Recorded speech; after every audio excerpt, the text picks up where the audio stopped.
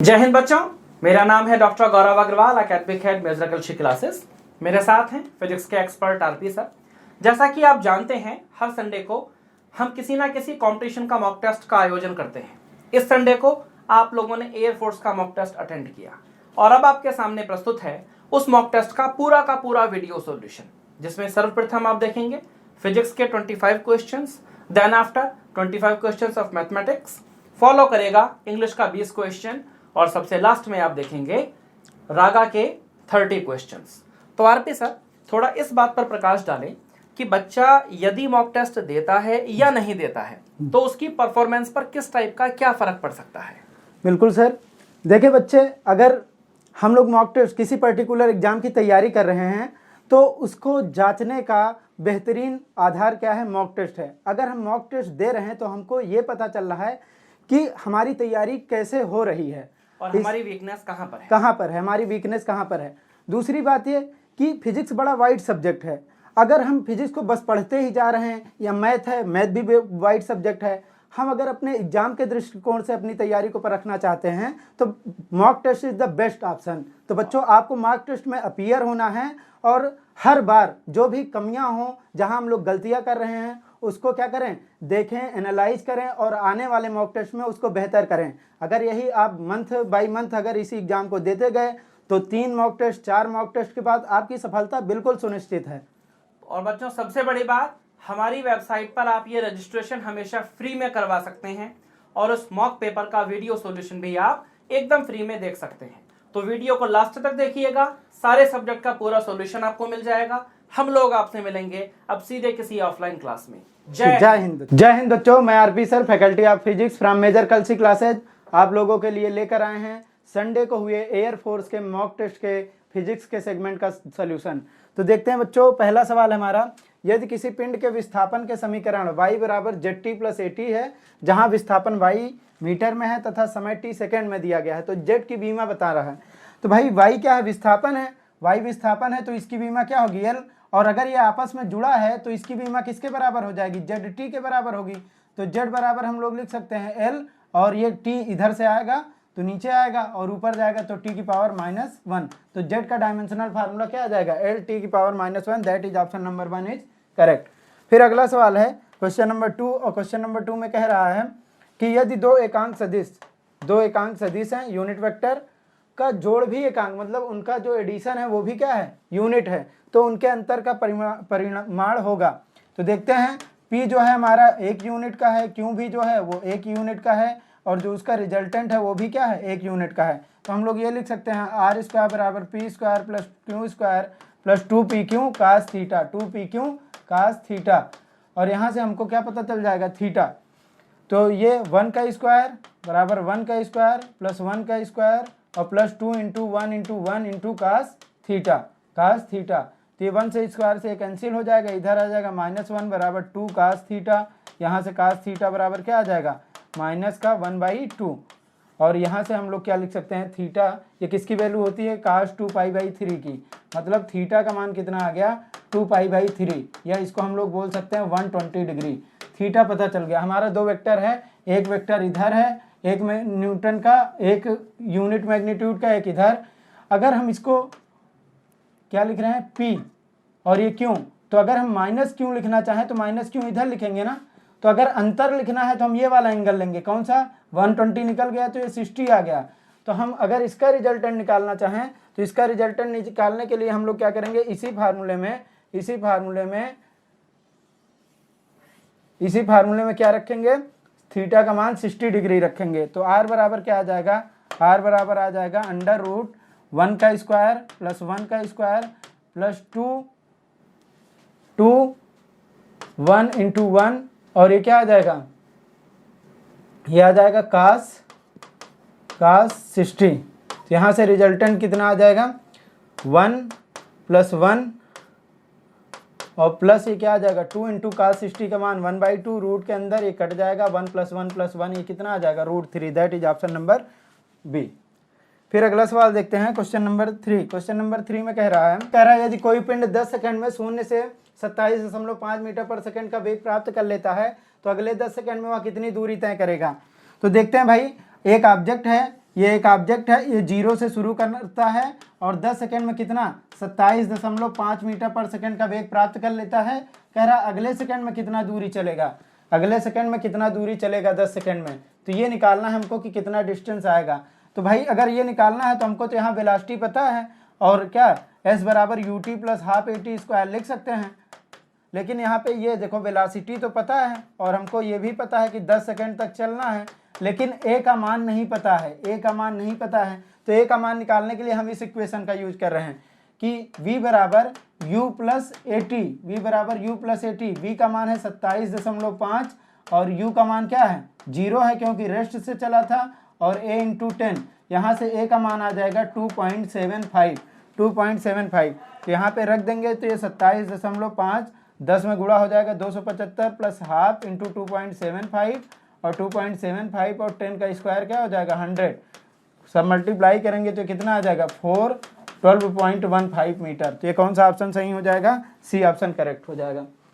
फिर अगला सवाल है क्वेश्चन नंबर 4, और क्वेश्चन नंबर 4 में कह रहा है कि एक हल्की डोरी घर्षण रहित घिरनी के ऊपर से गुजरती है, उसके एक सिरे पर m तथा दूसरे सिरे पर 3 m के द्रव्यमान बंधे हुए हैं, निकाय का त्वरण होगा। तो ये कह रहा है कि एक पुल्ली है और पुल्ली से एक तरफ m मास अटैच है और दूसरी तरफ क्या मास अटैच है, दूसरी तरफ मास अटैच है 3m m और 3m। कह रहा है ये पुल्ली फिक्स है, क्या इसका एक्सीलरेशन होगा। तो एक्सीलरेशन a बराबर जानते हैं हम लोग m2 माइनस m1 अपान में m1 प्लस m2 इंटू क्या g। तो m2 कितना है, ये देखें m2 3m है, 3m minus m plus 3m plus m और इंटू g। तो ऊपर आ जाएगा 2m और नीचे आ जाएगा 4m इंटू g। 2 से कट जाएगा, ये कितना आ जाएगा g/2। कितना आ जाएगा बेटा g/2। That is C option is correct. फिर अगला सवाल है क्वेश्चन नंबर 5, और क्वेश्चन नंबर 5 में ये कह रहा है कि m1 तथा m2 द्रव्यमान की दो कारें r1 तथा r2 त्रिज्याओं के वृत्तों में चक्कर लगा रही हैं। उनकी चालें ऐसी हैं कि समान समय में एक चक्कर पूरा कर लेती हैं। दोनों कारों की कोणीय चालों का अनुपात होगा। तो एक क्या है r1 रेडियस पे चल रहा है, दूसरा क्या है r2 रेडियस पे चल रहा है, r2 रेडियस पे। अगर हम दोनों का टाइम क्या लग रहा है सेम, एक चक्कर लगाने में अगर ω1 की बात करें तो ये क्या आ जाएगा 2π/t। दोनों में एक चक्कर में 2π एंगल घूमेगा, दूसरे में भी क्या टाइम तो सेम ही है तो 2π/t। तो यहाँ क्या है दोनों जो ω1 ω2 सेम है ना, और वैसे भी देखें तो एक चक्कर लगाने में क्या कर रहा है टाइम सेम लग रहा है। तो एंगुलर डिस्प्लेसमेंट सेम है, टाइम सेम है, तो उसकी एंगुलर स्पीड क्या हो जाएगी सेम हो जाएगी। इसका मतलब ω1 अपान में ω2 करोगे तो क्या आ जाएगा 1:1 आ जाएगा। फिर अगला सवाल देखते हैं क्वेश्चन नंबर 6, और क्वेश्चन नंबर 6 में क्या आ जाएगा। क्वेश्चन नंबर 6 में कह रहा है एक कण बल F बराबर cx के प्रभाव में x बराबर 0 से x बराबर x1 तक गति करता है, इस क्रिया में किया गया कार्य होगा।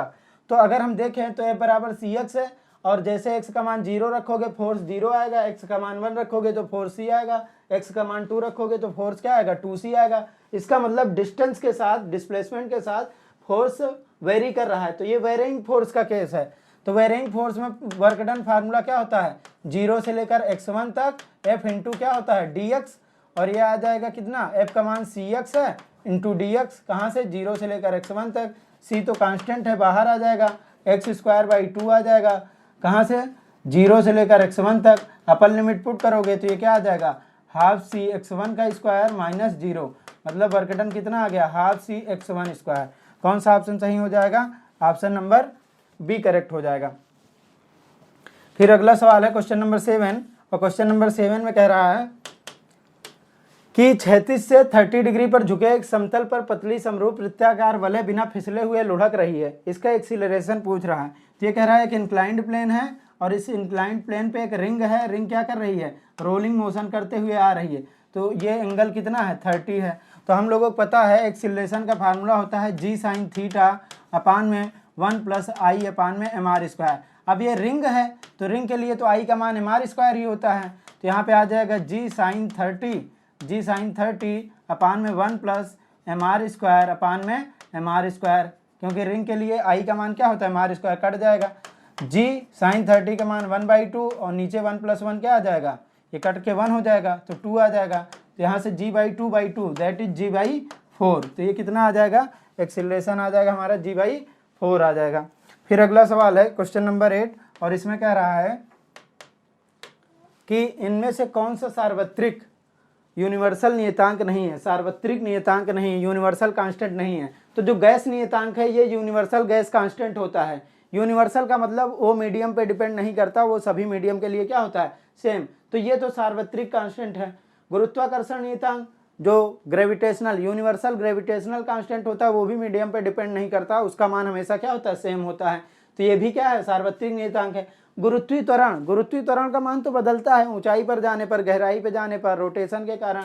तो ये क्या है, ये सार्वत्रिक नियतांक नहीं है, नियतांक है पर इसकी वैल्यू प्लेस टू प्लेस क्या करती है, वेरी करती। तो यही हमारा क्या हो जाएगा, सी इज द करेक्ट ऑप्शन। फिर अगला है, कह रहा है कि पृथ्वी तल से पलायन वेग 11 किलोमीटर पर सेकेंड है। यदि किसी ग्रह की त्रिज्या पृथ्वी की त्रिज्या से दुगनी हो परंतु माध्य घनत्व क्या हो, समान हो, तो ग्रह से पलायन वेग का मान होगा। तो भाई हम लोग स्केप वेलोसिटी जानते हैं, वी बराबर होता है √2gm अपान में r, √2gm अपान में r। अब कह रहा है दूसरे वाले ग्रह के लिए जो मास है उसका कह रहा है कि रेडियस जो है r डैश वो 2 टाइम्स क्या है, 2 गुना है, पृथ्वी की त्रिज्या का 2 गुना है। लेकिन इसका जो घनत्व है, घनत्व सेम है। तो अगर हम m डैश की बात करें तो मास बराबर वॉल्यूम इंटू डेंसिटी लिखेंगे, वॉल्यूम इंटू डेंसिटी, डेंसिटी तो सेम ही है, लेकिन वॉल्यूम क्या हो जाएगा, 4/3 पाई और r का क्यूब। तो यहाँ पे r डैश का क्यूब लिखेंगे, r डैश का क्यूब इंटू रो, और r डैश क्या है, r डैश तो हमारा 2 है ना, 2r, तो 2 का क्यूब करोगे 8r का क्यूब और रो। तो यहाँ से ये क्या आ जाएगा, 8 बाहर आ जाएगा और 4/3 पाई r क्यूब इंटू रो। ये तो वॉल्यूम इंटू डेंसिटी अर्थ का हो गया, इसका मतलब ये क्या आ गया, 8m आ गया। क्या आ गया, मतलब जो मास होगा वो कितना हो जाएगा, 8m। तो अगर हम v डैश लिखना चाहें, v डैश, तो ये क्या आ जाएगा, 2g और m की जगह 8m डैश लिखेंगे, उसकी जगह 8m लिखेंगे, और r डैश की जगह 2r लिखेंगे। तो 2 से 2 कट जाएगा, ये 4 आ जाएगा, और 4 बाहर आ जाएगा तो 2 आ जाएगा, 2√2gm अपान में r। इसको तो हम क्या लिख सकते हैं, 2 times of escape velocity at earth, और इसका मान दिया हुआ है कितना, 11। इसका मतलब ये कितना आ गया, 22 किलोमीटर पर सेकेंड। क्या, 22 किलोमीटर पर सेकेंड। अच्छा सवाल है बेटा। यहाँ पे हमको दे दिया है डेंसिटी सेम है, लेकिन मास तो बदलेगा ना, क्योंकि उसकी रेडियस ज़्यादा है तो वॉल्यूम ज़्यादा है, वॉल्यूम ज़्यादा है तो क्या, मास ज़्यादा होगा। ठीक है, फिर अगला सवाल है,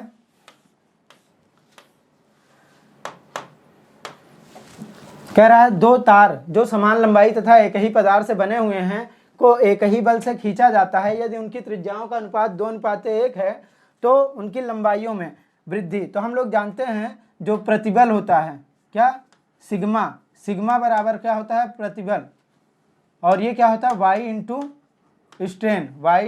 strain, young modulus of elasticity into क्या, स्ट्रेन। तो अगर हम बात करें सिग्मा 1/σ2 तो ये क्या आ जाएगा, डेल्टा L1 अपान में क्या आ जाएगा, डेल्टा L2, क्योंकि डेल्टा L अपान L करेंगे वो क्या होगा, कट जाएगा, L से L नीचे कट जाएगा।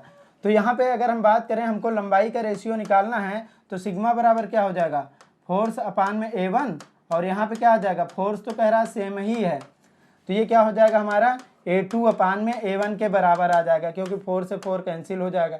यहाँ पे क्या आ जाएगा, ये एरिया है, एरिया किसका, वायर का क्रॉस सेक्शन एरिया है, तो इसको हम क्या लिखेंगे भाई, वायर ऐसा है तो उसका क्रॉस सेक्शन एरिया क्या हो जाएगा, पाई इंटू R2 का स्क्वायर अपान में पाई इंटू R1 का स्क्वायर।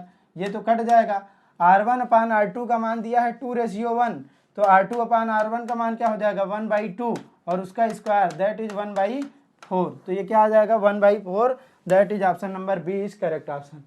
उनमें लंबाई में वृद्धि का अनुपात हो गया। फिर ये क्या कह रहा है, फिर है क्वेश्चन नंबर, जल से भरे गिलास में बर्फ का एक टुकड़ा इस प्रकार तैर रहा है कि बर्फ का कुछ, मतलब ये क्या है, एक गिलास है और glass is full of water, इसमें पूरा पानी भरा हुआ है, और इसमें क्या कह रहा है, एक आइस क्यूब डाल दिया गया, एक क्या है, आइस क्यूब डाल दिया गया है, और इस तरीके से क्या कर रहा है, वो फ्लोट कर रहा है। कह रहा है कि जब पूरा टुकड़ा पिघल जाएगा तो पानी का स्तर, तो ऐसे द्रव जिनकी क्या होती है, अगर ये क्या है, ये पिघलेगा तो रो ऑफ जो सॉलिड है वो क्या, रो ऑफ वाटर के ही बराबर होगा, और ऐसे द्रव के लिए जिनकी डेंसिटी क्या होती है, पिघलने के बाद सेम रहती है, उनके लिए लेवल वेरी नहीं करता, उनके लिए लेवल वेरी नहीं करता। मतलब ये जब पिघलेगा तब भी उसका लेवल कैसा रहेगा, पूर्ववत रहेगा। बर्फ, अगर बर्फ डाले हैं गिलास में, जितना भी लेवल है पानी का बर्फ के पिघलने के बाद भी उतना ही लेवल रहेगा। अगर उनकी डेंसिटी अलग होती या दूसरा कोई लिक्विड होता तब उसके लेवल में क्या होता, असर पड़ता। ठीक है, फिर अगला सवाल है क्वेश्चन नंबर 12, और इसमें कह रहा किसी साबुन के बुलबुले का अतिरिक्त दाब उसी द्रव के दूसरे बुलबुले का 6 गुना है। मतलब ये एक्सिस प्रेशर जो होता है ये होता है 2T/R1। ये क्या है, साबुन का बुलबुला है तो बुलबुले में आता है 4T/R1। बुलबुले में क्या आता है, 4T/R1। तो P1 बराबर ये 4T/R1 और P2 बराबर क्या है, P2 बराबर क्या आ जाएगा, 4T, क्योंकि लिक्विड वही है तो टेंशन क्या रहेगा, तनाव, सरफेस टेंशन, पृष्ठ तनाव क्या रहेगा, वही रहेगा। और ये क्या आ जाएगा, R2 आ जाएगा। कह रहा है कि जो P1 है, किसी साहब P1 क्या है, P2 का 6 टाइम है। मतलब जो P1 है वो 6 टाइम्स आप P2 है, तो यहाँ पे रख देंगे तो 4T/R1, 4T/R1 बराबर 6 × 4T/R2। तो यहाँ से अगर हम लोग लिखें तो यहाँ से 40 से 40 कैंसिल हो जाएगा, R1/R2 बराबर क्या आ जाएगा, 1/6। और हमसे क्या पूछ रहा है, हमसे पूछ रहा है V1/V2, तो V1/V2 क्या आ जाएगा, 4/3 पाई R1 का क्यूब अपान में 4/3 पाई R2 का क्यूब। तो ये 4/3 पाई से कैंसिल हो जाएगा, R1/R2 हमको पता है 1/6, तो 1/6 का होल क्यूब कर दिए, तो ये क्या आ जाएगा 1/216। तो कौन सा ऑप्शन, डी ऑप्शन करेक्ट हो जाएगा। फिर अगला सवाल है क्वेश्चन नंबर 13, और कह रहा है कि सरल लोलक की प्रभावकारी लंबाई L, सरल लोलक की प्रभावकारी लंबाई L तथा आवर्तकाल के वर्ग T² में खींचा गया ग्राफ होगा। तो हम लोग जानते हैं T बराबर क्या होता है, 2π√L/g, 2π√L/g। अगर यहाँ पे स्क्वायर कर दें तो ये हो जाएगा 4π और L/g। ये पूरा का पूरा क्या है, कांस्टेंट है। इसका मतलब हम लोग लिख सकते हैं T square is directly proportional to L। अगर T स्क्वायर को हम अलग फंक्शन मान लें तो y इज, क्योंकि हमको ग्राफ क्या खींचना है, ग्राफ तो खींचना है, एक तरफ T स्क्वायर है एक तरफ क्या है, L है। तो ये क्या है, y बराबर mx, ये तो क्या है, डायरेक्टली प्रोपोर्शनल है। डायरेक्टली प्रोपोर्शनल है मतलब ये कैसा ग्राफ आएगा, ऐसा। भाई देखना, ध्यान देने वाली बात है, टी स्क्वायर के बीच में टी पूछता तो हम पैराबोलिक ग्राफ बनाते, लेकिन इसने कहा कि एक तरफ टी स्क्वायर रखें एक तरफ क्या एल, तो टी स्क्वायर को अलग फंक्शन मान लिए तो वाई बराबर वाई प्रोपोर्शनल टू क्या हो गया एल। मतलब जैसे जैसे क्या होगा, एल बढ़ेगा वैसे वैसे टी स्क्वायर का मान भी बढ़ेगा। मतलब ये क्या आ गया, सरल रेखा। फिर अगला सवाल है, यह है एक वस्तु 5 मिनट में 85 डिग्री सेंटीग्रेड से 80 डिग्री सेंटीग्रेड हो जाता है। फिर क्या है, 80 से 75 डिग्री सेंटीग्रेड तक ठंडा होने में कितना समय लगेगा। तो न्यूटन का कूलिंग नियम जानते हैं हम लोग, -dT/dt, rate of cooling is directly proportional to temperature difference. जहां पर टेम्परेचर डिफरेंस ज़्यादा होगा वहां पे कूलिंग क्या होगी, तेजी से होगी। तो जब ये क्या है 85 से 80 हो रहा है तो इस समय सराउंडिंग के साथ टेम्परेचर डिफरेंस क्या है, ज़्यादा है। लेकिन जब ये 80 से 75 हो रहा है तो टेम्परेचर डिफरेंस क्या है, कम है। टेम्परेचर डिफरेंस कम है तो कूलिंग की जो रेट होगी वो क्या होगी, कम हो जाएगी। मतलब उसको ठंडा होने में समय क्या लगेगा, ज़्यादा लगेगा। तो ठंडा होने में समय ज़्यादा लगेगा तो ये क्या होगा, 5 मिनट से ज़्यादा होगा, क्योंकि इसका टेम्परेचर डिफरेंस क्या है, ताप का, वातावरण के साथ ताप का अंतर क्या है, कम हो गया। पहले था तो तेजी से ठंडा हो रहा था, बाद में ये अंतर कम हो गया तो ये क्या होगा, धीरे धीरे ठंडा होगा। फिर क्या है ये इंटरफेरेंस। इंटरफेरेंस कहाँ होता है, वेव्स में होता है। तो हमारे पास वेव कौन सी होती हैं, लॉन्गिट्यूडनल भी होती हैं और ट्रांसवर्स भी, मतलब अनुदैर्ध्य तरंगे भी होती है और अनुप्रस्थ तरंगे भी। तो दोनों तरंगों में क्या होता है, इंटरफेरेंस का घटना होता है। पोलराइजेशन होता है, पोलराइजेशन जिसको विवर्तन बोलते हैं, सॉरी ध्रुवण बोलते हैं। और ध्रुवण की घटना क्या होती है, केवल अनुप्रस्थ तरंगों में होती है, अनुदैर्ध्य तरंगों में नहीं होती। लेकिन जो हमारा क्या है व्यतिकरण, व्यतिकरण सभी तरंगों में होता है। साउंड वेव में भी होता है और किस में होता है, लाइट वेव में भी होता है। ठीक है, फिर आगे देखें, ये क्वेश्चन नंबर 16 कह रहा है समरूप विद्युत क्षेत्र में एक इलेक्ट्रॉन एवं एक प्रोटॉन स्थित हैं, उनके त्वरण का अनुपात होगा। एक यूनिफॉर्म इलेक्ट्रिक फील्ड है और उसमें क्या है, उसमें हमारे पास क्या है, एक इलेक्ट्रॉन है और प्रोटॉन। तो दोनों पे जो फोर्स लगेगा वो क्या लगेगा, Q × E, और दोनों का चार्ज का मैग्नीट्यूड सेम है और इलेक्ट्रिक फील्ड सेम है, मतलब फोर्स तो सेम है, तो फोर्स, इसी फोर्स के कारण उसमें क्या आएगा, एक्सीलरेशन आएगा। तो यहाँ से अगर एक्सीलरेशन की बात करें तो एक्सीलरेशन बराबर क्या आ जाएगा, QE/m। अब ये तो पूरा दोनों के लिए सेम है, तो अगर हम किसके लिए लिखें, कह रहा है कि इलेक्ट्रॉन एवं प्रोटॉन, तो उनके त्वरण का अनुपात होगा। तो अगर हम इलेक्ट्रॉन के लिए लिखेंगे तो ये लिखेंगे QE/ मास ऑफ इलेक्ट्रॉन, और प्रोटॉन के लिए लिखेंगे तो ये क्या लिखेंगे, QE/ मास ऑफ प्रोटॉन, और दोनों का रेशियो लेंगे AE/AP, तो ये क्या आ जाएगा, MP ऊपर आ जाएगा और ME कहाँ आ जाएगा, नीचे। तो ये कौन सा ऑप्शन है, सी वाला ऑप्शन दिया हुआ है, MP/ME। फिर अगला है क्वेश्चन नंबर 17 में कह रहा है कि E बराबर 0 वाले क्षेत्र में विभव V का दूरी के साथ वितरण होगा। तो कैसे, हम लोग जानते हैं E बराबर क्या होता है, माइनस का dV/dr। E बराबर माइनस का dV/dr, विभव प्रवणता तथा वैद्युत क्षेत्र में संबंध, ये रिलेशन है। तो ये अगर E का मान 0 हो जाएगा तो ये dV/dr का मान क्या हो जाएगा, 0। इसका मतलब ये तभी पॉसिबल है जब V क्या हो, कांस्टेंट, V कांस्टेंट, मतलब V का मान बदलेगा ही नहीं, दूरी के साथ बदलेगा ही नहीं, कांस्टेंट होगा तभी 0 होगा। इसका मतलब ऐसे क्षेत्र जहाँ पर इलेक्ट्रिक फील्ड का मान 0 होता है वहाँ पर उसका विभव क्या रहता है, नियत रहता है, वो दूरी पर निर्भर नहीं करता है। इसका मतलब क्या है, V का मान R पर निर्भर नहीं करता है। फिर अगला सवाल है क्वेश्चन नंबर 18, और क्वेश्चन नंबर 18 में कह रहा है कि एक 10 ओम के मोटे तार को खींचकर इसकी लंबाई को 3 गुना कर दिया जाता है, यह मानते हुए कि खींचने पर इसका घनत्व अपरिवर्तित रहता है, नए तार का प्रतिरोध होगा। अगर हम किसी तार की लंबाई को n गुना कर देते हैं तो जो नया प्रतिरोध होता है वो n² टाइम्स हो जाता है। तो यहाँ पे अगर हम बात करें R' की, तो ये 3 है, 3 टाइम्स कर दिया है, 3 गुना, तो 3 का स्क्वायर, और इसका प्रतिरोध कितना था, 10, तो ये 9 गुणे क्या हो जाएगा, 10, दैट इज 90 ओम। तो इसका नया प्रतिरोध कितना हो जाएगा, 90 ओम। तो हमारा कौन सा ऑप्शन, ऑप्शन नंबर डी कौन सा दिया हुआ है, 90 ओम। तो ये डी ऑप्शन क्या हो जाएगा, करेक्ट हो जाएगा। ठीक है भाई, फिर अगला सवाल देखते हैं क्वेश्चन नंबर 19, और क्वेश्चन नंबर 19 में दे रखा है एक डायग्राम जिसमें पूछ रहा है कि इक्विवेलेंट रेजिस्टेंस कितना होगा। अगर हम ध्यान से देखें तो हमारा ये पॉइंट ए है, ये पॉइंट भी ए है, ये पॉइंट ए है। तो अगर हम देखें तो ये आर, इसको हम डायग्राम को ऐसे बना सकते हैं कि हमारा ये पॉइंट ए है, ये पॉइंट क्या है, बी, और एक पॉइंट, ये पहले का एक पॉइंट किससे जुड़ा हुआ है, ए से जुड़ा हुआ है, और दूसरा बी से।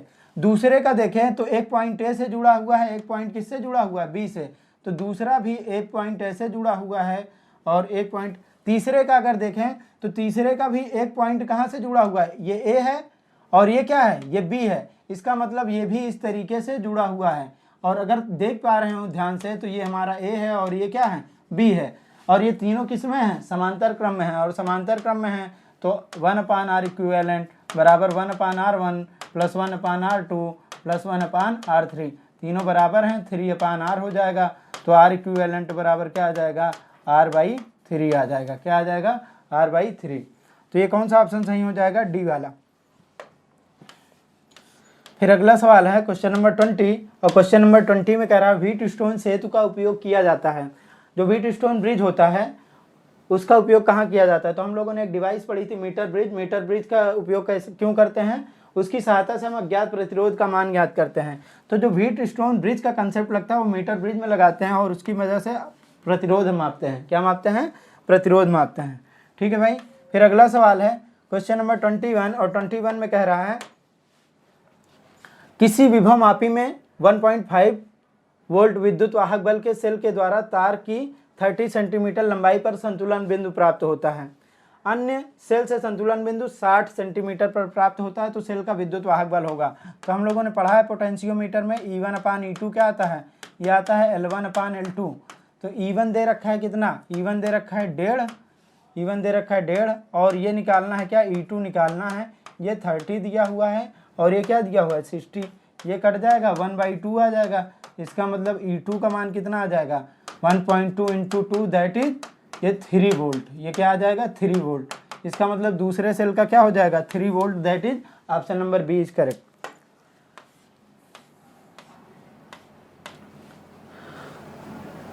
फिर अगला सवाल है क्वेश्चन नंबर 22, और इसमें कह रहा है कि एक इलेक्ट्रॉन है जो इस चुंबकीय क्षेत्र 1.0 × 10⁻⁴ वेबर पर मीटर स्क्वायर का चुंबकीय क्षेत्र में वृत्तीय मार्ग पर घूम रहा है। इलेक्ट्रॉन का द्रव्यमान 9.0 इंटू 10⁻31 है। इलेक्ट्रॉन का परिक्रमण काल निकालना है। तो हम लोग जानते हैं T बराबर क्या आता है 2πm अपान में Q इंटू बी। सारे वैल्यूज गिवन हैं। 2πm इक्वल टू 9 इंटू 10⁻31 और Q का मान दे रखा है 1.6 इंटू 10 इलेक्ट्रॉन है तो इतना होगा, और B कितना है 1.0 इंटू 10⁻⁴। मल्टीप्लाई करेंगे, डिवाइड करेंगे, then you will get 3.5 into 10⁻7 second. तो ये हमारा टाइम पीरियड कितना आ जाएगा। इसी फार्मूला याद रखना है बस, put the value get the answer. तो कौन सा ए ऑप्शन करेक्ट हो जाएगा। फिर अगला सवाल है कि एक ऊंचाई ट्रांसफार्मर है, ऊंचाई ट्रांसफार्मर से क्या प्राप्त होता है। तो हमारे पास दो तरीके के ट्रांसफार्मर होते हैं, एक स्टेप अप होता है, एक स्टेप डाउन होता है। ऊंचाई से क्या करते हैं, ऊंचाई से पोटेंशियल को बढ़ाते हैं, करंट को घटा लेते हैं। अपचाई से क्या करते हैं, अपचाई से पोटेंशियल को घटाते हैं, करंट को बढ़ा लेते हैं। तो हमारे पास कौन सा ऊंचाई है, ऊंचाई तो क्या करेगा, विभव को बढ़ा देगा, मतलब उच्च विभव और धारा को घटा देगा, न्यूनतम धारा। तो उच्च विभव तथा न्यूनतम धारा किसमें, सी ऑप्शन में दिया। फिर है क्वेश्चन नंबर 24 और 24 में कह रहा है किसी क्षैतिज समतल दर्पण पर 60 डिग्री पर आपतित होने वाली किरण का विचलन कोण होगा। तो अगर हम डायग्राम बनाकर देखें तो इस तरीके से ये 60 डिग्री पर एक रे आ रही है और ये इसका नॉर्मल है और ये रिफ्लेक्ट हो जाएगी इस तरीके से। अगर विचलन कोण निकालना चाहें तो विचलन कोण ये है हमारा, तो ये कितना है, अगर ये 60 था तो ये भी 60 होगा। तो ये पूरा स्ट्रेट लाइन है, ये इतना एंगल ऑफ डेविएशन है। तो इसको हम लोग डायरेक्ट फार्मूला भी होता है 180 माइनस 2 थीटा, और यहाँ से भी देख सकते हैं कि 180 में से 120 निकल गया तो क्या आ जाएगा 60 आ जाएगा। 2 इंटू 60 तो ये कितना आ जाएगा 60 डिग्री आ जाएगा क्या, एंगल ऑफ डेविएशन, विचलन कोण कितना आ जाएगा 60 डिग्री। तो ये कौन सा बी ऑप्शन करेक्ट हो गया। फिर अगला सवाल है क्वेश्चन नंबर 25 और 25 में क्या दे रखा है। क्वेश्चन नंबर 25 में कह रहा है कि कोई स्फेरिकल मिरर है, गोली दर्पण है के सामने 0 पॉइंट, मतलब हमारे पास एक स्फेरिकल मिरर है और उसके सामने जो वस्तु रखी है, वस्तु 0.15 मीटर पर रखी हुई। तो वस्तु की दूरी को तो माइनस में लिखते हैं और कह रहा है कि प्रतिबिंब दर्पण के पीछे 0 पॉइंट, तो दर्पण के पीछे बन रहा है, इसका मतलब क्या है, भी तो पॉजिटिव होगा 0.6 मीटर। और हमसे कह रहा है दर्पण की फोकस दूरी, तो 1/f बराबर होता है 1/b और प्लस 1/u। ये क्या आ जाएगा भाई, ये आ जाएगा हमारे पास प्लस का 1/0.6 1/0.6 और यहाँ पे प्लस माइनस क्या हो जाएगा माइनस 0.15। तो इसको हम लोग क्या लिख सकते हैं, इसको हम लोग लिख सकते हैं 10/6 और माइनस 10/6 अपान में 1/5। अगर इसका हम लोग एलसीएम ले लें तो ये आ जाएगा कितना 6, यहाँ पे 10 होगा और यहाँ पे क्या आ जाएगा, यहाँ पे हो जाएगा 40 -40। तो ये आ जाएगा -30 अपान में 6, तो ये कट जाएगा और ये आ जाएगा -5। तो 1/f इक्वल टू -5 आ रहा है, तो f बराबर क्या आ जाएगा -1/5 और ये वैल्यू किस में आएगी मीटर में। तो ये कौन सा ऑप्शन, डी ऑप्शन करेक्ट हो गया। तो ये रहे बच्चों फिजिक्स के 25 सवाल और आशा करते हैं कि आपको सभी सवालों के सल्यूशन समझ में आए होंगे। आप अपनी प्रिपरेशन को लगातार मॉक टेस्ट देकर चेक करते रहें और ग्रो करते रहें। Thank you everyone. जय हिंद बच्चों, मेरा नाम है धर्मेंद्र पटेल और मैं आज लेके आया हूँ आपके एयरफोर्स मॉक टेस्ट के सॉल्यूशन। ठीक है, तो फर्स्ट क्वेश्चन देखते हैं। फर्स्ट क्वेश्चन है A 2 3 4 5 6 गिवन है और रिलेशन आपको गिवन है, आपको बताना है ये कौन सा संबंध होगा। ठीक है, कौन सा रिलेशन आएगा। तो फर्स्ट देख सकते हो आप पेयर 2 2 3 3 4 4 5 5 गिवन है बट 6,6 गिवन नहीं है, तो ये स्वतुल्य तो नहीं होगा। ठीक है, फिर नेक्स्ट पेयर आप देखो 3,4 है बट 4,3 कहीं पे भी प्रेजेंट नहीं है, तो ये सम्मित भी नहीं होगा। ठीक है, 3,4 है, 4,5 है एंड 3 4 4,5 एंड 4 3,5 है, तो ये कौन सा होगा, संक्रामण मीन्स ट्रांजिटिव। ठीक है, ट्रांजिटिव होगा ये। नेक्स्ट क्वेश्चन में बढ़ते हैं। नेक्स्ट क्वेश्चन है आपका sin θ plus sin θ1 plus sin θ2 plus sin θ3 is equal to 3 given है। तो cos theta 1 plus cos theta 2 plus cos theta 3 क्या होगा? तो देखो sin थीटा 1 की मैक्सिमम वैल्यू होती है 1, sin थीटा 2 की भी मैक्सिमम होगी 1, sin थीटा 3 की भी मैक्सिमम होगी 1, तभी जाके ये 3 बनेगा। sin थीटा 2 भी 1 है तो ये भी हो जाएगा 0 और ये भी हो जाएगा 0, तो इसका आंसर आ जाएगा 0 plus 0 plus 0 is equal to 0। ठीक है, नेक्स्ट क्वेश्चन में बढ़ते हैं अपन। थर्ड क्वेश्चन है tan inverse x plus tan inverse y plus tan inverse z is equal to π/2। तो इसका जो फॉर्मूला होता है वो है tan inverse x plus y plus z minus x y z, divide में होता है 1 minus x Y minus Y Z minus Z x. तो जब tan inverse x plus tan inverse y tan inverse z π/2 given है तो ये value क्या हो जाएगी? इनफाइनाइट आएगी, means equal to 1/0।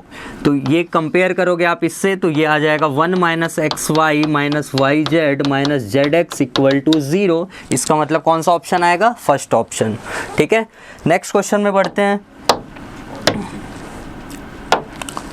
Next question आपको दिया है अतिपरवलय मीन्स हाइपरबोला।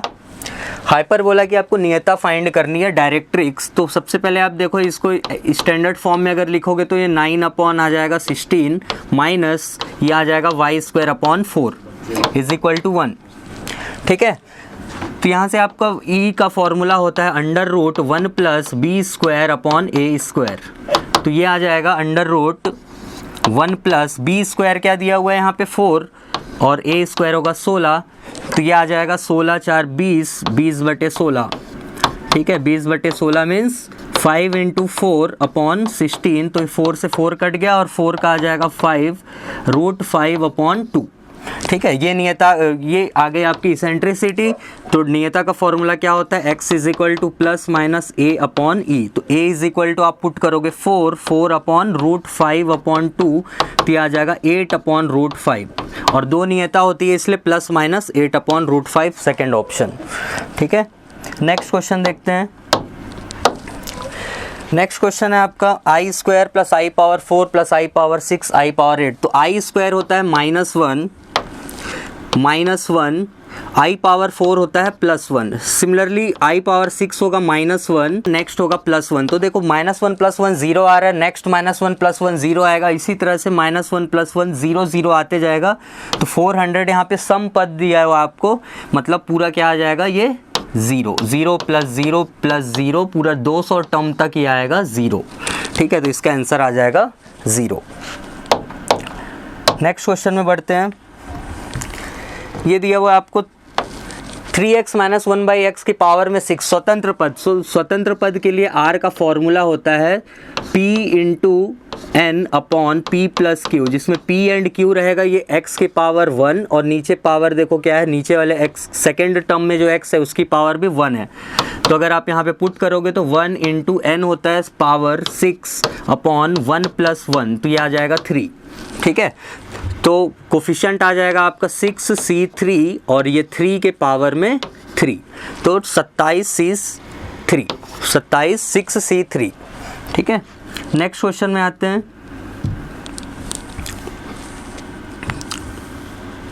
नेक्स्ट क्वेश्चन आपको दिया यदि गुणोत्तर श्रेणी का nवां पद 3 की पावर n है तो इसके प्रथम 6 पदों का योगफल क्या होगा? तो फॉर्मूला होता है इसका Sn is equal to a1 r की पावर में n - 1 अपॉन r - 1। तो यहाँ पे आप अगर आप देखो तो फर्स्ट पद के लिए n is equal to 1 put करोगे तो ये आ जाएगा 3 और यहाँ पे आ जाएगा 3 के पावर में कितने पद बोला है? 6 पद बोला है, तो 3 के पावर में 6 - 1 अपॉन 3 - 1। ठीक है, तो इसको अगर आप सॉल्व करोगे तो ये आ जाएगा 1092। ठीक है, नेक्स्ट क्वेश्चन में आते हैं। नेक्स्ट क्वेश्चन दिया हुआ आपको ए मैट्रिक्स गिवन है और उसका पूछा है एडजॉइंट ऑफ ए। तो एडजॉइंट ऑफ ए का एक शॉर्टकट ट्रिक है, यहाँ से अगर आपको किसी भी 2/2 मैट्रिक्स एडजॉइंट निकालना है तो ये दोनों को आप आपस में इंटरचेंज कर दो, तो ये आ जाएगा -2 एंड ये आ जाएगा 5। ठीक है, और ये जो सेकेंडरी डायगोनल है इसके साइन को ओनली चेंज कर दो। ठीक है, तो देखो कौन सा ऑप्शन मिल रहा है, -2 3 5 सेकेंड ऑप्शन। ठीक है, नेक्स्ट क्वेश्चन में बढ़ते हैं। क्या है नेक्स्ट क्वेश्चन? डिटर्मिनेंट आपको दिया हुआ है। ठीक है, x इक्वल टू 0, तो आप अगर यहाँ पे पुट करके देखते हो first term a 2a and a आ जाएगा। x के प्लेस में आपको फर्स्ट पुट करना है a, तो इसको सॉल्व करने पे आपको मिलेगा 0, ठीक है। सेकेंड पुट करोगे अगर आप x इक्वल टू 2a तो इसमें भी आ जाएगा 0, और x equal to 3a put करने पे ये नॉट इक्वल टू 0 आता है, ठीक है। तो फर्स्ट ऑप्शन रॉन्ग होगा, सेकेंड ऑप्शन भी रॉन्ग हो जाएगा। थर्ड ऑप्शन में क्या दिया हुआ है यहाँ पे, a और 2a में तो 0 आएगा, बट 3a में 0 नहीं आ रहा था, तो किस में 0 आएगा, x इक्वल टू -3a में ये पुट करोगे तो आप ये 0 आ जाएगा। इसका मतलब इसके 3 सॉल्यूशन क्या होंगे, ये third option a, 2a and -3a। Next question है कॉम्बिनेशन से NCR plus NCR plus 1 is equal to n+1 CX। तो इसका फॉर्मूला क्या होता है, n+1 CR प्लस 1, ठीक है। जो भी R और R+1 में जो नंबर ग्रेटर है वो आ जाता है, तो x इज इक्वल टू क्या मिल जाएगा, R+1, ये आएगा आपका ऑप्शन, ठीक है। नेक्स्ट क्वेश्चन देखते हैं। नेक्स्ट क्वेश्चन आपका लिमिट से, यहाँ पे limit n tends to infinity given है। न्यूमरेटर में अगर आप देखो तो 1 स्क्वायर 2 स्क्वायर 3 स्क्वायर एक सीरीज आ रही है, और इसका फॉर्मूला होता है n+1 2n+1 डिवाइडेड बाई 6, और डिनोमिनेटर में सब में क्या गिवन है, n³। तो n टेंड्स टू इन्फिनिटी में आपको n पावर 3 के कोफिशिएंट देखना है। तो n पावर 3 का कोफिशिएंट अगर आप न्यूमरेटर में देखो तो ये आ जाएगा 2, और डिनोमिनेटर में देखो तो क्या आ जाएगा 6, तो 2/6, तो ये आ जाएगा 1/3, ठीक है, 1/3 ये आंसर है हुआ, ठीक है। नेक्स्ट क्वेश्चन में आते हैं अपन। नेक्स्ट क्वेश्चन दिया y equal to tan inverse √1 minus cos 2x upon 1 plus cos 2x। तो इसका क्या फॉर्मूला होता है, 1 minus cos 2x upon 1 plus cos 2x होता है tan स्क्वायर x, ठीक है। तो स्क्वायर रूट से बाहर आएगा तो ये हो जाएगा tan inverse 10x, tan inverse से 10 कट हो गया तो x आएगा, और y is equal to x, तो डिफ्रेंशिएशन करना है तो x का डिफ्रेंशिएशन क्या होगा, 1 हो जाएगा, ठीक है। नेक्स्ट क्वेश्चन में आते हैं। नेक्स्ट क्वेश्चन आपको दिया हुआ है मानक विचलन आपको निकालना है। 8, 12, 13, 15 और 22 दिया हुआ है, तो मानक विचलन का फॉर्मूला क्या होता है, √of x minus x bar upon whole square upon n, ये होता है इसका फॉर्मूला। x बार क्या आ जाएगा, यहाँ से अगर आप सभी को ऐड करते हो तो ये आ जाएगा 70 अपॉन 5 इज इक्वल टू 14। हर एक वैल्यू को आपको 14 से माइनस करना है, ठीक है। तो 8 माइनस 14 आ जाएगा आपका 6 का स्क्वायर 36, प्लस समेशन यहाँ पे लगता है, ठीक है। 12 माइनस 14 2 का स्क्वायर हो जाएगा 4, 13 माइनस 14 1 का स्क्वायर 1, 15 माइनस 14 1 का स्क्वायर 1, और 22 माइनस 14 करोगे तो ये आ जाएगा आपका 8 का स्क्वायर हो जाएगा 64, और डिवाइडेड बाई 5 ये आएगा, ठीक है। तो इसका आंसर आ जाएगा आपका 106 अपॉन 5, ठीक है। इसको सॉल्व करोगे तो आ जाएगा 4.6 आएगा, ठीक है, डी ऑप्शन। नेक्स्ट क्वेश्चन में बढ़ते हैं। नेक्स्ट क्वेश्चन आपको दिया हुआ है इंटीग्रेशन, डेफिनेट इंटीग्रेशन का क्वेश्चन है। -π/2 से π/2 लिमिट दी हुई है, और फंक्शन दिया है sin³ तो -a से a में आपको ऑड इवन फंक्शन चेक करना है। तो ये sin की पावर 3x होता है ऑड फंक्शन, ठीक है, और ऑड आ रहा है, इसका मतलब इसका इंटीग्रेशन होगा 0, ठीक है। नेक्स्ट क्वेश्चन, एक सिक्के को 3 बार उछाला जाता है तो पुच्छ आने की प्रायिकता, मतलब टेल आने की प्रायिकता क्या होगी, तो 2 टेल आने की प्रायिकता। तो 2 टेल कितने बार आता है, टेल हेड, या फिर टेल हेड टेल, और या फिर हेड टेल टेल, ये 3 केस बनते हैं, ठीक है, और टोटल 8 केस बनते हैं, तो आ जाएगा 3/8, ठीक है। टोटल 8 और फेवरेबल केस कितने हो गए, 3, तो 3/8 सेकेंड ऑप्शन, ठीक है। नेक्स्ट क्वेश्चन, नेक्स्ट आपका दिया हुआ त्रिभुज का क्वेश्चन है। एक 18 गिवन है, B24 C30 गिवन है, तो इसका S निकाल लो। सबसे पहले आप सभी को जोड़ोगे तो कितना आ जाएगा, 72/2 इज इक्वल टू 36। तो क्षेत्रफल का फॉर्मूला होता है √S माइनस A, ठीक है। एक साइड को आप माइनस करते जाओ तो 36 माइनस 24 आ जाएगा 12, और ये आ जाएगा 6, ठीक है। तो इसको आप सॉल्व करोगे तो ये आ जाएगा 216। Second option. ठीक है, नेक्स्ट क्वेश्चन में आते हैं।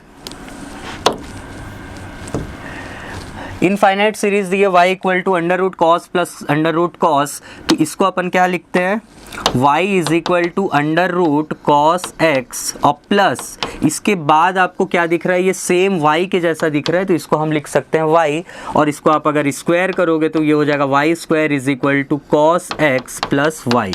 ठीक है, तो आप डिफ्रेंशिएट कर दो इसको, तो ये आ जाएगा 2y d y by d x is equal to minus sine x और plus d y upon d x. ठीक है, तो d y by d x आपको फाइंड करना है, तो d y by d x अगर आप कॉमन लोगे तो ये हो जाएगा माइनस साइन एक्स और इस साइड में क्या आ जाएगा 2y minus one, 2y minus one, ये इसका आंसर हो जाएगा सेकेंड ऑप्शन। ठीक है, नेक्स्ट क्वेश्चन में आते हैं, ये है वेक्टर का क्वेश्चन। ए वेक्टर बी वेक्टर गया है, आपको कॉस थीटा फाइंड करना है, तो कॉस थीटा का जो फॉर्मूला होता है ये a vector dot b vector upon mod a mod b. ठीक है, तो a vector dot b vector करोगे तो 2 इंटू 3 6, 3 इंटू माइनस 2 माइनस 6 और माइनस 2 इंटू 2 माइनस 4 और नीचे क्या आ जाता है mod of A and mod of B, तो ये आ जाएगा अंडर रूट 17 और ये भी आ जाएगा अंडर रूट 17, तो इसका आंसर आएगा -4/17। ठीक है, ये आ जाएगा 4/17, -4/17, तो ऑप्शन होगा सेकेंड। ठीक है, नेक्स्ट क्वेश्चन में आते हैं। एक मूल बिंदु और एक बिंदु के बीच की दूरी दी, तो डिस्टेंस फॉर्मूला क्या होता है, x2 माइनस x1 का होल स्क्वायर, तो ये हो जाएगा 2 स्क्वायर, y2 माइनस y1 का होल स्क्वायर, तो ये हो जाएगा 9 एंड 4 माइनस 0 का होल स्क्वायर 16। ठीक है, तो ये आ जाएगा आपका 4 9 एंड 16 रूट 29, फर्स्ट ऑप्शन। ठीक है, सिंपल क्वेश्चन है ये। फिर दिया आपको समतल और एक बिंदु के बीच की दूरी, तो समतल और मूल बिंदु गिवन है आपको 0 0 0, तो क्या करते हैं x y और z के प्लेस में बिंदु पुट कर दोगे तो ये हो जाएगा पूरा 0 और 14 डिवाइडेड बाई, डिवाइड में क्या आता है a square plus b square plus c square, तो यहाँ से a होगा 2 का स्क्वायर प्लस 3 का स्क्वायर प्लस 6 का स्क्वायर, तो ये आ जाएगा 14 अपॉन रूट 49 आएगा, रूट 49 होता है 7, तो ये आ जाएगा 2। ठीक है, फर्स्ट ऑप्शन। नेक्स्ट क्वेश्चन देखते हैं इसी तरह। नेक्स्ट क्वेश्चन है इंटीग्रेशन का, तो यहाँ से अगर आप देखो e पावर x और दो फंक्शन आपको गिवन है, एक फंक्शन है 10x और उसका दूसरा डिफरेंशिएशन है, सेकंड फंक्शन क्या आ रहा है, फर्स्ट का डिफरेंशिएशन आ रहा है। ठीक है, तो इसका आंसर होता है e to the power x 10x plus constant, तो ये आ जाएगा आपका सेकंड ऑप्शन। ठीक है, नेक्स्ट क्वेश्चन है आपका 22, वृत्त के बिंदु 3,4 पर खींची गई स्पर्श रेखा का समीकरण, तो जो भी बिंदु आपको दिया हुआ है ऑप्शन में आप पुट करके देखो, अगर सेटिस्फाई हुआ तो वो उसका आंसर हो जाएगा। फर्स्ट ऑप्शन में अगर आप पुट करो तो ये आ जाएगा 12 और 3 गुणा 4 12 माइनस 25, ये नॉट इक्वल टू 0 आ रहा है। ठीक है, 12 12 24 माइनस 25 माइनस 1 आएगा। सेकेंड ऑप्शन में अगर आप पुट करते हो तो 3 3 9 और ये हो जाएगा 16, 9 और 16 क्या आ रहा है 25, तो 25 बराबर 25, इसका मतलब आपका ऑप्शन नंबर सेकेंड करेक्ट है। नेक्स्ट क्वेश्चन में बढ़ते हैं। आर त्रिज्या वाले एक बैलून के पृष्ठ क्षेत्रफल में त्रिज्या के सापेक्ष परिवर्तन की दर, तो बैलून कौन सा शेप होता है, एक स्फीयर होता है, गोला होता है, तो उसका जो फॉर्मूला होता है पृष्ठ क्षेत्रफल का वो होता है 4 पाई आर स्क्वायर। ठीक है, इसको आपको आर के सापेक्ष डिफरेंशिएशन करना है, तो ये आ जाएगा D A upon D R is equal to 4 pi into 2r, R square का क्या होगा 2r, तो ये हो जाएगा 4 इंटू 2 8 पाई आर। ठीक है, नेक्स्ट क्वेश्चन है, परवल है y square equal to 4x और उसके अक्ष और दो रेखाओं के बीच घिरे क्षेत्र का क्षेत्रफल क्या होगा, तो क्षेत्रफल का आपको डेफिनेट इंटीग्रेशन लगाना है, कहाँ से कहाँ तक इंटीग्रेशन करना है आपको, 4 से 9 तक दिया हुआ है, और y की वैल्यू अगर आप निकालो तो ये हो जाएगा रूट 4x dx। ठीक है, तो रूट x का इंटीग्रेशन आएगा x की पावर में 3/2 और नीचे आ जाएगा 3/2। ठीक है, ये रूट 4 को आप बाहर लिखो तो 2 लिख दो। अब लिमिट रखना है आपको 9 एंड 4, तो ये आ जाएगा आपका कांस्टेंट को सॉल्व कर लो तो 4/3 9 आप पुट करोगे अपर लिमिट तो ये आ जाएगा 9, 3 का स्क्वायर 2 27 और माइनस 4 जब रखोगे तो आ जाएगा ये 2 स्क्वायर कट हो जाएगा ये तो 8 आ जाएगा। ठीक है, 4/3 इंटू 27 माइनस 8 हो जाएगा 19। ठीक है, और ये क्या आएगा, परवलय का आप इस तरह से बनता है तो ये सिर्फ आपको आधा पोर्शन निकला है, नीचे भी एक पोर्शन आएगा तो आपको एक और क्या करना है, इसमें मल्टीप्लाई 2 करना है तो आपका आंसर आ जाएगा 152/3। ठीक है, इसको मल्टीप्लाई कर लेना। नेक्स्ट क्वेश्चन है अवकल समीकरण x² d2y/dx² है। देखो आपको फाइंड करना है कोटि और घात। तो कोटि क्या होता है, मैक्सिमम ऑर्डर का जो डिफरेंशिएशन होगा, तो अधिकतम यहाँ पे हम डबल डेरिवेटिव कर रहे हैं। ठीक है, ये होगा तो ऑर्डर यहाँ से आ जाएगा 2, और उसी की जो घात होती है वो क्या होते हैं, पावर, डिग्री या घात। तो डिग्री क्या आ जाएगी 3, 2,3। तो जिस ऑर्डर में लिखा हुआ वो ऑर्डर में देखना आप 2,3, पहले कोटि लिखा हुआ है तो आंसर में पहला कोटि वाला ऑप्शन टिक करना। ठीक है, जय हिंद dear students, how are you doing. तो आज हम लोग देखेंगे एयरफोर्स का मॉडल पेपर और इंग्लिश का, और आप लोग से रिक्वेस्ट है कि वीडियो को लास्ट तक ज़रूर देखा करें ताकि आपका सारा कॉन्सेप्ट क्लियर हो जाए।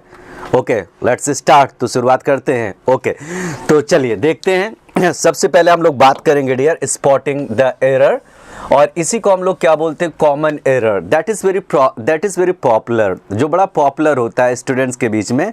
कॉमन एरर के बारे में बहुत ज़्यादा क्यूरियोसिटी होती है स्टूडेंट्स की, और कॉमन एरर को करने के लिए आपका पार्ट्स ऑफ स्पीच बहुत ही अच्छा होना चाहिए, और साथ ही साथ आपका वर्ड पार, और साथ ही साथ आपकी अंडरस्टैंडिंग। अगर आप इंग्लिश में बहुत ही अच्छा करना चाह रहे हैं डियर, तो 2-3 चीज़ों पर आप लोग काम कर लीजिए। पहली चीज़ क्या है कि आप अपने वर्ड पार को स्ट्रॉन्ग करिए। दूसरी चीज़ क्या है कि आप अपनी अंडरस्टैंडिंग को डेवलप करिए। अंडरस्टैंडिंग आपके अंदर नहीं होती है, कोई चीज़ लिखा होता है उसकी मीनिंग आप नहीं समझ पाते हैं, उसका अर्थ नहीं निकाल पाते हैं। और तीसरी चीज़ क्या है, you have to do lots of practice, बहुत ज़्यादा प्रैक्टिस करिए, तो डेफिनेटली आपकी इंग्लिश बड़ी अच्छी हो जाएगी, और आपका जो डर होता है वो हमेशा के लिए ख़त्म हो जाएगा। तो चलो आप लोग भी ट्राई करो। यहाँ पर क्या लिखा है, John could not come to school as he was ill from cold. John school नहीं आ सका जैसे कि वो बीमार था, और किससे बीमार था, फ्रॉम कोल्ड। कोल्ड का मतलब ठंड से। तो आपको आइडिया मिल गया होगा गलती कहाँ पर है, गलती यहाँ पर है, राइट। ये हमारा सी पोर्शन गलत है। रीज़न ये होता है जब कोई चीज़ आपको कांटेक्ट में होती है, जब आपके संपर्क में होती है तो प्रेपोजिशन विथ लगता है, और जब कोई चीज़ आपसे दूर जाती है तो प्रेपोजिशन फ्रॉम। जैसे मैंने एक एग्जाम्पल दिया, leaves are falling from the tree, पत्तियाँ पेड़ से झड़ रही हैं, मतलब पत्तियाँ पेड़ से अलग हो रही हैं। और किसी इंसान ने कहा I was ill from fever, तो गलत हो जाएगा क्योंकि फीवर आपकी बॉडी में है ना, अभी आपके कांटेक्ट में है, तो इस वजह से प्रेपोजिशन क्या लगेगा, विथ लगेगा, क्योंकि कोल्ड अभी आपके अंदर है, ठंड आपके अंदर है, तो इस वजह से प्रेपोजिशन यहाँ पर क्या काम करेगा डियर, विथ काम करेगा। और इसी तरीके से नेक्स्ट में क्वेश्चन देखिए, यहाँ पर लिखा द प्रिंसिपल ऑब्जेक्टेड, प्रिंसिपल ने ऑब्जेक्टेड किया मतलब विरोध किया, टू देम वेयरिंग, उन लोगों का पहनना शॉर्ट स्कर्ट्स, छोटे छोटे स्कर्ट्स को पहनना, एट द फंक्शन में। तो आपको आइडिया मिला यहाँ पर क्या होना चाहिए। अच्छा, एक चीज़ और याद रखिएगा, ऑब्जेक्ट के साथ हमेशा प्रेपोजिशन क्या लगता है, टू लगता है, इसको भी दिमाग में रखिएगा। कभी कभी एग्जामिनेशन में पूछता है I objected his statement that's wrong, आपको क्या कहना होगा, I objected to his statement, मैंने उसके स्टेटमेंट को ऑब्जेक्ट किया मतलब विरोध किया। अब चलिए मैं बता रहा हूँ, जेरंड के बारे में आप लोग जानते होंगे, you must have heard about it. Gerund का मीनिंग होता है इनफॉर्म, ING, और अगर उसके पहले कोई प्रोनाउन लगा हुआ है तो प्रोनाउन किस में जाएगा, पॉजेसिव। पॉजेसिव का मीनिंग ये होता है, आपको ऐसे बोलना होगा पॉजेसिव एडजेक्टिव में, जैसे योर हो गया, माई हो गया, इसी तरीके से आर हो गया, इसी तरीके से क्या हो जाएगा, देयर होगा। तो इनको हम लोग इंग्लिश में बोलते हैं पॉजेसिव एडजेक्टिव। अगर जेरंड के पहले कोई प्रोनाउन है तो पॉजेसिव एडजेक्टिव में जाएगा। जैसे यहाँ पर मैंने लिखा मी स्लीपिंग, तो सॉरी, यहाँ पर जैसे मैंने लिखा मी स्लीपिंग, तो दैट्स रॉन्ग, यहाँ पर क्या हो जाएगा, गलत हो जाएगा। मी स्लीपिंग आप नहीं बोल सकते, स्लीपिंग क्या है, दिस इज इनफॉर्म, तो आपको सिंपली क्या बोलना होगा, माई स्लीपिंग बोलना होगा। उसी तरीके से आप देखेंगे वेयरिंग पहनना, तो देम वेयरिंग नहीं बोलेगा, तो यहाँ पर क्या हो जाएगा, देयर वेयरिंग। देयर मीन्स उनका, वेयरिंग मीन्स पहनना। ये भी एरर कई बार रिपीट हुई है। अब इसी तरीके से नेक्स्ट क्वेश्चन में देखेंगे क्या लिखा हुआ है। एवरीवन मतलब हर एक इंसान ने अनाउंस्ड किया वंस प्लान्स अपना योजना टू सेलिब्रेट दिवाली, कि ये लोग दिवाली को सेलिब्रेट करेंगे और किसके साथ करेंगे, in the presence of the president, president की उपस्थिति में। तो आपको आइडिया मिला। चलिए मैं आपको बता रहा हूँ, आपका दिमाग भटका होगा। अक्सर ये पढ़ाया जाता है कि वन के साथ अपने के लिए क्या यूज़ करिएगा, वंस यूज़ करिएगा। नो प्रॉब्लम, कोई परेशानी नहीं है। वन के साथ अपने के लिए वंस यूज़ करते हैं। जैसे मान लो यहाँ पर मैंने एक एग्जांपल दिया, वन मस्ट, और उसके बाद लिखा लिसन, एक इंसान को सुनना चाहिए, टू हिज, और उसके बाद लिखा इनर मैन। इनर मैन समझते हैं क्या होता है, अंतरात्मा। एक इंसान को अपने इनर मैन को सुनना चाहिए, मन की आवाज़ को सुनना चाहिए। तो यहाँ पर वन लगा तो इसके साथ अपने के लिए क्या यूज़ करिएगा, वंस यूज़ करिएगा। Is it right. लेकिन अगर यहाँ पर कहीं एवरीवन लगा हुआ है या ईच वन लगा है तो इसके साथ अपने के लिए क्या यूज़ करिएगा, देयर यूज़ करिएगा। क्या यूज़ करिएगा, देयर यूज़ करिएगा। और यहाँ पर देखो कुछ लोग इसके साथ हिज भी लेते हैं, नो प्रॉब्लम। अगर हम ट्रेडिशनली देखेंगे तो बहुत से लोग हिज लेते हैं अपने साथ, लेकिन अगर हम एडवांस्ड बुक की बात करते हैं तो वहाँ पर एवरीवन, ईच वन के साथ अपने के लिए देयर का इस्तेमाल करते हैं। तो मर्जी आपकी है, चाहे हिज लीजिए चाहे देयर लीजिए। चलिए मैं तो यहाँ पर देयर ले रहा हूँ, तो यहाँ पर क्या हो जाएगा, देयर प्लान्स। एक चीज़ याद रखिएगा, वन अकेले आएगा तभी अपने के लिए वंस यूज़ करिएगा। अगर एवरीवन आया या ईच वन आया तो इसके साथ अपने के लिए क्या यूज़ करिएगा, देयर यूज़ करिएगा, या आप हिज भी यूज़ कर सकते हैं। अब इसी तरीके से नेक्स्ट क्वेश्चन में देखते हैं, फिल इन द ब्लैंक्स में क्या लिखा हुआ है। The flow of blood, blood का जो फ्लो था, बहाव था, वह शो इतना ज़्यादा, द पेशेंट डाइड, कि पेशेंट मर गया। मीनिंग समझ में आ रहा ना, ब्लड का बहाव इतना ज़्यादा था, द पेशेंट डाइड, की मरीज मर गया। तो बहुत ज़्यादा होगा। तो इंटेंस का मतलब तीव्र होता है, और एडुकेट का मतलब पर्याप्त होता है, और इसी तरीके से देखेंगे प्रोफ्यूज मतलब ज़्यादा, और एक्सटेंसिव मीन्स बड़ा विस्तृत होता है। तो कुछ आइडिया मिला, ओके। तो समझ में आ गया होगा। आप वीडियो को पॉज भी कर सकते हैं। तो यहाँ पर क्या होना चाहिए हमारा, प्रोफ्यूज। देखिए जब ब्लड बहता है बहुत ज़्यादा तो उसको हम लोग क्या बोलते हैं, प्रोफ्यूज बोलते हैं। जैसे हमने कहा शी वॉज ब्लीडिंग प्रोफ्यूजली, यहाँ पर मैंने क्या लिखा, शी वॉज ब्लीडिंग, वो ब्लीडिंग कर रही थी। ब्लीड क्या है, आपकी वर्ब है, और ब्लड क्या है, आपका नाउन है। शी वॉज ब्लीडिंग प्रोफ्यूजली, बहुत ज़्यादा खून निकल रहा था। तो अक्सर ये देखा जाता है, जैसे मान लो suppose that if you have got cut your body, अगर आपकी बॉडी कहीं पर कट गई तो एक फ्लो निकलता, बहुत तेज़ी से ब्लड जब बहता है तो उसके लिए पर्टिकुलर वर्ड बना प्रोफ्यूज। याद रखिएगा प्रोफ्यूज बना हुआ है, और प्रोफ्यूज का एडवर्ब क्या होता है, प्रोफ्यूजली होता है। तो यहाँ पर हमारा क्या हो जाएगा, प्रोफ्यूज। और फिल इन द ब्लैंक्स में अक्सर देखेंगे ना आपको वर्ड पार ही ज़्यादा मिलेगा। अब यहाँ पर देखिए एक और आ गया, for a cup of coffee, एक कप कॉफ़ी के लिए, सम टाइम कभी कभी, समटाइम्स कभी। सेंस निकला। जैसे आदमी अक्सर बोलता है कि तुम अक्सर टपक पड़ते हो। अक्सर टपकने का मीनिंग समझ गए ना, विदाउट एनी इन्विटेशन, बिना किसी निमंत्रण के अक्सर इंसान आ टपकता है। तो ड्रॉप इन, जैसे पानी नहीं टपकता उसी तरीके से ड्रॉप इन लगाना होगा। तो यहाँ पर क्या होगा, ड्रॉप इन, ड्रॉप इन करो। ड्रॉप इन मतलब कभी टपको, मतलब कभी आओ। For a cup of coffee, एक कप कॉफ़ी के लिए। तो यहाँ पर हमारा क्या बनेगा, ड्रॉप इन। अब आगे बात करते हैं drop of. Drop of means होता है fall asleep. Fall asleep means क्या होता है, सो जाना। फॉल अस्लीप, जैसे आप बैठे बैठे कभी कभी क्या होता है, ड्रॉप ऑफ, मतलब आपका सर एकदम ड्रॉप ऑफ हो जाता है, गिर जाता है, तो उसको बोलते हैं फॉल अस्लीप। या इसी को बोलते हैं डिक्लाइन। डिक्लाइन मीन्स क्या होता है, किसी चीज़ का पतन होना। काफ़ी अच्छा वर्ड है। तो ड्रॉप ऑफ की दो मीनिंग निकली। एक का मीनिंग क्या होता है, फॉल अस्लीप, सो जाना, और एक की मीनिंग क्या होता है, डिक्लाइन, पतन होना। ड्रॉप इनटू, किसी चीज़ में टपकना, जैसे water is dropping into the container, पानी जो है वो ड्रॉप इनटू हो रहा कंटेनर, बर्तन में। और ड्रॉप ओवर मीन्स का मीनिंग होता है कहीं पर जाना, कहीं पर विजिट करना, कहीं पर यात्रा करना, राइट, विजिट करना। और यहाँ पर ड्रॉप इन मीन्स टपकना। टपकना मीन्स समझते हो ना, थोड़े समय के लिए किसी के घर चले जाओ विदाउट एनी इन्विटेशन। जैसे आप कहीं पर जा रहे हो, रास्ते में किसी का घर पड़ा तो आप ड्रॉप इन होते हो, वहीं पर टपक पड़ते हो। तो यहाँ पर हमारा क्या हो जाएगा, ड्रॉप इन हो जाएगा, मीनिंग जाना। अब उसके बाद हम लोग देखते हैं सिनोनिम, रिपार्टी। रिपार्टी काफ़ी अच्छा वर्ड है, आइडिया आपको मिला, रिपार्टी। तो रिपार्टी का मीनिंग क्या होता है, रिपार्टी मीन्स होता है रिप्लाई, रिस्पॉन्स जवाब, रिटॉर्ट, तो यहाँ पर क्या होगा, रेफ्यूज का मीनिंग होता है इनकार करना। और इसी तरीके से आप देखेंगे सेलिब्रेट मनाना, रिस्पॉन्स जवाब, क्वेश्चन तो प्रश्न। तो रिपार्टी का हमारा मैच जो करेगा वो कौन सा मैच करेगा, रिस्पॉन्स। काफ़ी इंपॉर्टेंट वर्ड है, आप लोग वर्ड पावर पर हमेशा फोकस किया करो, वर्ड पावर प्रैक्टिस बहुत ज़रूरी होती है। अब इसी तरीके से आगे बढ़िए, यहाँ पर लिखा हुआ एंटोनिम, आप देखेंगे अपोजिट। अपोजिट मीन्स होता है एंटोनिम। कभी एग्जामिनेशन में सिनोनिम लिखकर नहीं आएगा, सिनोनिम की जगह लिखा होगा नियरेस्ट, जो डायरेक्शन होता है, और एंटोनिम में हमेशा अपोजिट लिखा होता है। तो इंसिपिड, इंसिपिड का मीनिंग बताएं। जैसे किसी ने कहा इंसिपिड फूड है, इंसिपिड फूड, इंसिपिड डिनर। तो इंसिपिड मीन्स होता फीका, जिसमें कोई टेस्ट ना हो, दैट्स वेरी डल, बड़ा डल डल जैसा रहेगा, जिसमें कोई स्वाद ना हो। तो यहाँ पर क्या लेंगे, इंसिपिड का अपोजिट क्या लेंगे, कलरलेस, बिना रंग का, डल, भद्दा, टेस्टी या कलरफुल।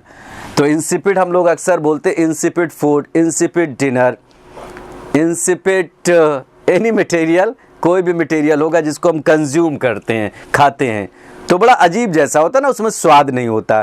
तो एकदम क्लियर हो गया, इसका अपोजिट क्या होगा, टेस्टी। अगर यहाँ पर टेस्टी वर्ड नहीं होता तो डेफिनेटली हम लोग मैच कराते कलरफुल, रंग बिरंगा। और रंग बिरंगा मीन्स क्या होता है, बहुत ही इंटरेस्टिंग भी हो जाता है। सबसे बड़ी चीज़ ये होती है ना कि जो सबसे सूटेबल होता है सबसे पहले हम उसको चूज़ करते हैं, अगर वो नहीं है तो फिर दूसरे ऑप्शन की तरफ बढ़ते हैं। इसमें देखिए बिल्कुल एग्जैक्ट आ चुका है, टेस्टी, तो ये अपोजिट हो जाएगा इसका। अब इसी तरीके से देखिए क्या लिखा हुआ, and in turn out craps. Craps का मतलब केकड़ा होता है, और टर्न आउट मीन्स साबित होना, क्रैप्स केकड़ा साबित होना। अब केकड़ा क्या होता है, केकड़ा पानी में जो पाया जाता है, केकड़ा साबित होना। कुछ लोग खाते भी हैं और बड़ा डरावना लगता रहता है ना केकड़ा। तो अब इसकी मीनिंग बताएं, एंड इन फेलियर, असफलता में अंध होना, बी सक्सेसफुल। अच्छा केकड़ा है तो सक्सेसफुल नहीं होगा, क्योंकि केकड़ा मीन्स क्या होता है, बड़ा हॉरिबल इंसेक्ट होता है, बड़ा डरावना होता है। ब्रिंग अप क्रैप्स, क्रैप्स को ब्रिंग अप करना, ब्रिंग अप मतलब एक तरीके का पालन पोषण करना, क्रैप्स। तो केकड़े का पालन पोषण तो नहीं करोगे। बी विक्टोरियस, विजयी होना, ये भी नहीं ले सकते। अब यहाँ पर क्रैप का मीनिंग केकड़ा, केकड़ा मीन्स होता है बहुत ज़्यादा, जैसे कोई मछली मारने गया और उसको केकड़ा ही मिल गया, तो इसका मीनिंग ये हुआ कि वो फेल हो गया, फिश को पकड़ने में असफल हो गया। तो यहाँ पर हमारी मीनिंग क्या निकलेगी, एंड इन फेलियर, असफल हो जाना, कोई चीज़ में सफलता ना मिले। A place where birds are kept, एक ऐसी जगह जहां पर बर्ड्स को रखा जाता है। तो बताइए यहाँ पर क्या होगा, अवियरी, हाउस, अपियरी या कैनल। तो यहाँ पर क्या होगा, अवियरी। अवियरी मीन्स बर्ड्स रखने की जगह, हाउस तो जानते हैं इंसान के लिए, और अपियरी ये भी कई बार एग्जामिनेशन में पूछा गया। अपियरी मीन्स जानते हैं क्या होता है, बीस, मधुमक्खी जहाँ पर होती है उसको हम लोग क्या बोलते हैं, अपियरी। और हाउस तो घर होता है, अवियरी बर्ड्स के लिए होता है, पक्षियों के लिए। और कैनल, कैनल का नाम सुना है यहाँ पर, कैनल, इसको क्या पढ़िएगा, कैनल। ये डॉग्स की जगह होती है, जहाँ पर कुत्तों को रखा जाता है उसको हम लोग क्या बोलते हैं, कैनल्स। तो जहाँ पर बर्ड्स को रखा जाएगा अवियरी, जहाँ पर मधुमक्खियों को रखा जाएगा अपियरी, और इंसान की रहने की जगह क्या होती है, हाउस, और डॉग्स की रहने की जगह क्या होती है, कैनल। तो हमारा ए मैच करेगा, अवियरी। बड़ा आराम से आपको समझ में आ रहा होगा, बहुत टफ नहीं है पेपर, कोई टफ पेपर नहीं आता, आपकी प्लानिंग बड़ी अच्छी होनी चाहिए। इसी तरीके से देखिए डायरेक्शन दिया हुआ है, choose the wrongly spelled word, जो गलत वर्ड है उसको चुने, मतलब 3 सही है 1 गलत है। एक्सट्रैक्ट करने का मतलब कोई चीज़ निकालना, एक्सट्रैक्टिंग इन्फॉर्मेशन, कोई सूचना को हम एक्सट्रैक्ट करते हैं, निकालते हैं। तो आई होप एक्सट्रैक्ट की स्पेलिंग सही है। एलिजिबल मीन चुनने योग, ELIGIBLE, जैसे हमने कहा you are eligible for this post, और एलिजिबल के साथ प्रेपोजिशन हमेशा फॉर लगता है। You are eligible for air force, you are eligible for this post, कैसे बोलेगा इंसान, you are eligible. Eligible means क्या होता है, योग। You are eligible for this post, आप इस पोस्ट के लिए एलिजिबल हो भाई। किसके लिए एलिजिबल हो, इस पोस्ट के लिए आप एलिजिबल हो। तो यहाँ पर एलिजिबल की स्पेलिंग सही। एक्सटेंशन का मतलब होता है एक्सटेंड करना, कोई चीज़ को बढ़ाना, just like extension wire, extend करना, कोई चीज़ को बढ़ा देना, एक्सटेंशन भी सही है। एक्सप्लेनेशन की स्पेलिंग गलत है, वैसे एक्सप्लेन की स्पेलिंग क्या होती है, EXPLAIN, एक्सप्लेन, लेकिन जब हम एक्सप्लेनेशन लिखते हैं तो स्पेलिंग क्या बनती है, ये बनती है। तो थोड़ा सा ये छोटी छोटी बातें हैं जो अक्सर दिमाग को डाइवर्ट करती है। लड़का एक्सप्लेन पढ़े रहता है, EXPLAIN, सोचता है कि एक्सप्लेनेशन भी इसी तरीके से बन जाएगा। नो, एक्सप्लेनेशन की स्पेलिंग क्या होती है? EXPLANATION, explanation. जब आप मीनिंग को स्ट्रॉन्ग कर लेंगे तो आपका स्पेलिंग एरर भी क्लियर हो जाता है।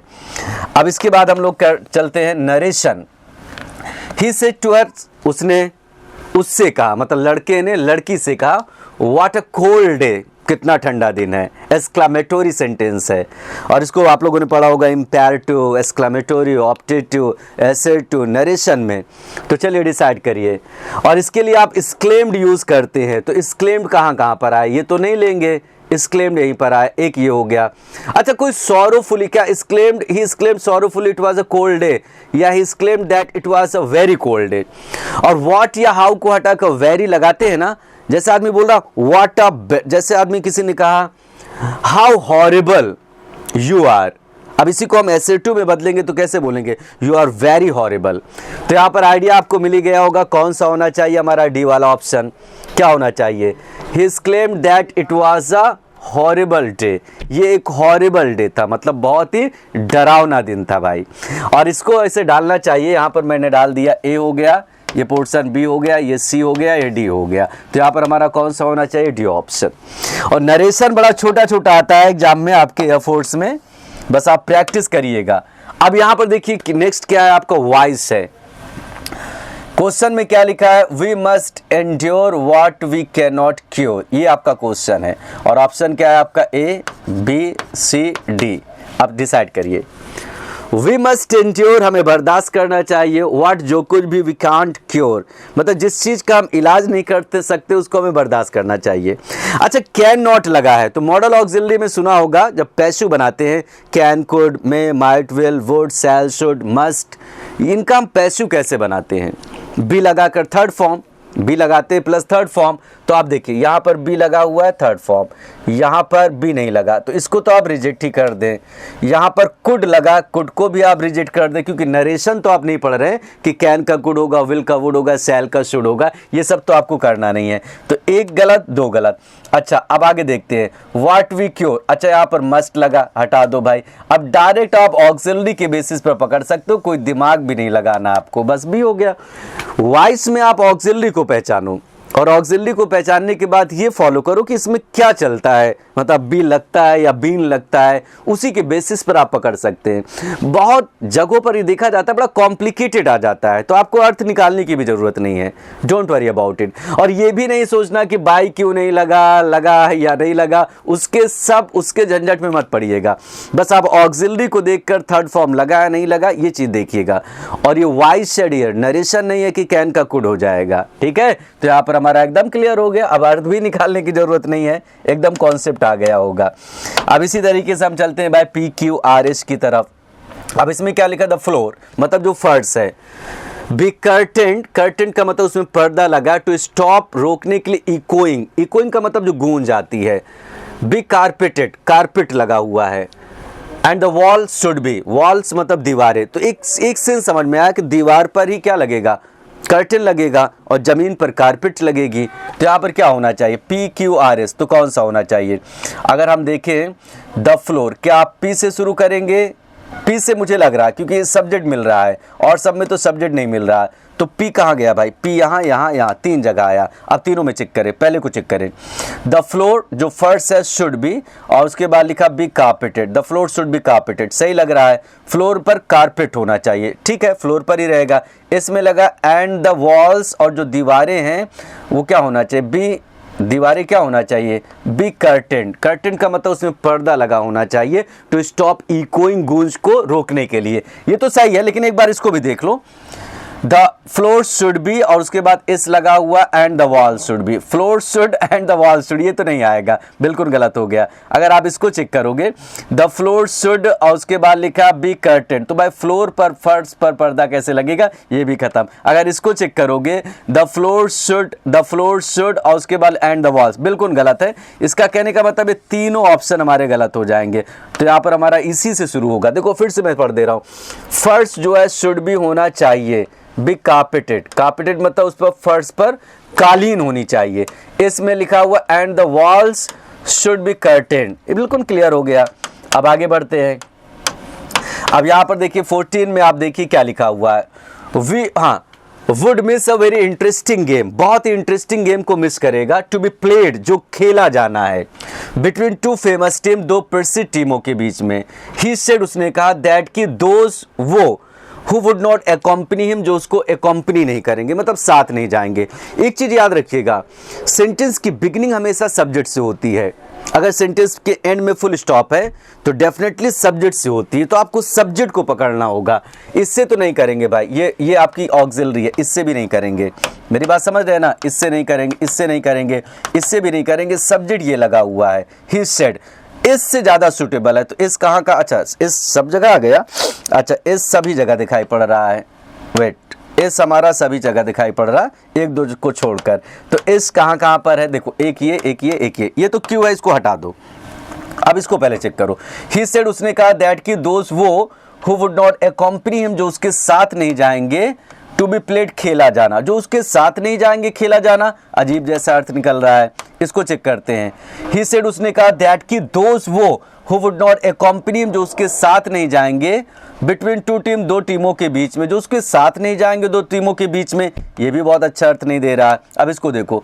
ही सेड, उसने कहा, दैट कि दोस्त वो, हु वुड नॉट अकॉम्पनी हिम, जो उसके साथ नहीं जाएंगे, वुड मिस कर देंगे, ये सही लग रहा है, जो उसके साथ नहीं जाएंगे, मिस कर देंगे। अ वेरी इंटरेस्टिंग गेम, एक बहुत ही अच्छा गेम, और टू बी प्लेड, जो खेला जाना है, बिटवीन टू फेमस टीम, दो प्रसिद्ध टीमों के बीच में। क्लियर हो गया ना? तो जब आप PQRS करते हैं ना, तो हर एक चीज लॉजिकली मैच होती है, हर एक चीज अपने सिस्टम पर फिट हो जाती है, और जब आप उसका अर्थ भी निकालते हो ना, बिल्कुल लॉजिकल निकलता है, कोहेसिव निकलता है, कहीं से वो डिस्कनेक्ट नहीं होता है। तो जब अर्थ कंप्लीट निकले तो समझ जाना आपका ऑप्शन सही है, अगर अर्थ बिखर रहा है तो समझ जाना गलत है, फिर से ट्राई करना चाहिए। अब आगे देखते हैं। फिर आया एक PQRS, वेल स्किल्ड मतलब बहुत दिमागदार, इन इज जॉब, अपने जॉब में, ही इज अ कैपेबल पर्सन, वो एक योग्य व्यक्ति है। बट हिज रफनेस, लेकिन उसका भद्दापन, ऑफ रस्टिक नेचर, एक गवार या देहाती नेचर का, डिवैल्यूज, गिरा देता है हिज अचीवमेंट, उसकी उपलब्धि को। सेंटेंस की बिगनिंग हमेशा सब्जेक्ट से करिएगा। देखिए, ये सब्जेक्ट तो है नहीं है, ये भी नहीं है, ये भी नहीं है, डिवैल्यूज वर्ब है, बट आपका कंजंक्शन है, वेल स्किल्ड आपका एडजेक्टिव का काम कर रहा, तो सब्जेक्ट देखिए ये लगा हुआ है, ही इज अ कैपेबल मैन। अब आप क्यू को पकड़ लो, क्यू कहाँ गया, यहाँ पर आया, यहाँ पर। अब इसी दोनों में लड़ाई है, पहले इसको चेक कर लेते हैं। अब इसमें देखो क्या लिखा हुआ है, ये वाले को चेक करते हैं। ही इज अ कैपेबल पर्सन, वो एक योग्य व्यक्ति है। वेल स्किल्ड, बहुत दिमागदार है, इन इज जॉब, अपने काम में।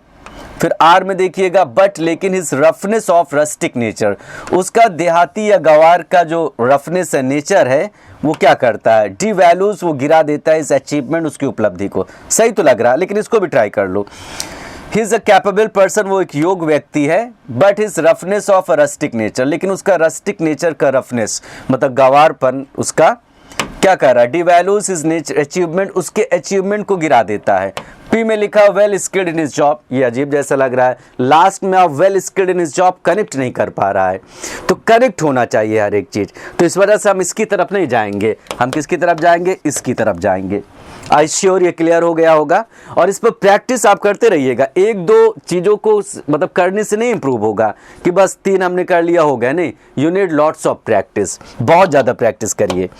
अब इसके बाद देखिए आपका कॉम्प्रिहेंशन आ रहा है। चलिए कॉम्प्रिहेंशन का अर्थ निकाल लेते हैं, छोटा सा कॉम्प्रिहेंशन है। मॉडर्न लिविंग, आज का जो लिविंग है, जो हम लोग रहते हैं, हैज़ प्रोग्राम्ड आवर लाइफ, हमारे लाइफ को प्रोग्राम्ड कर दिया। जैसे कंप्यूटर नहीं प्रोग्राम हो जाता, उसी तरीके से हमारे लाइफ को एकदम प्रोग्राम्ड कर दिया है, एकदम बना दिया है। टू अ हेक्टिक का मतलब होता है बड़ा व्यस्त, बहुत ही बिजी।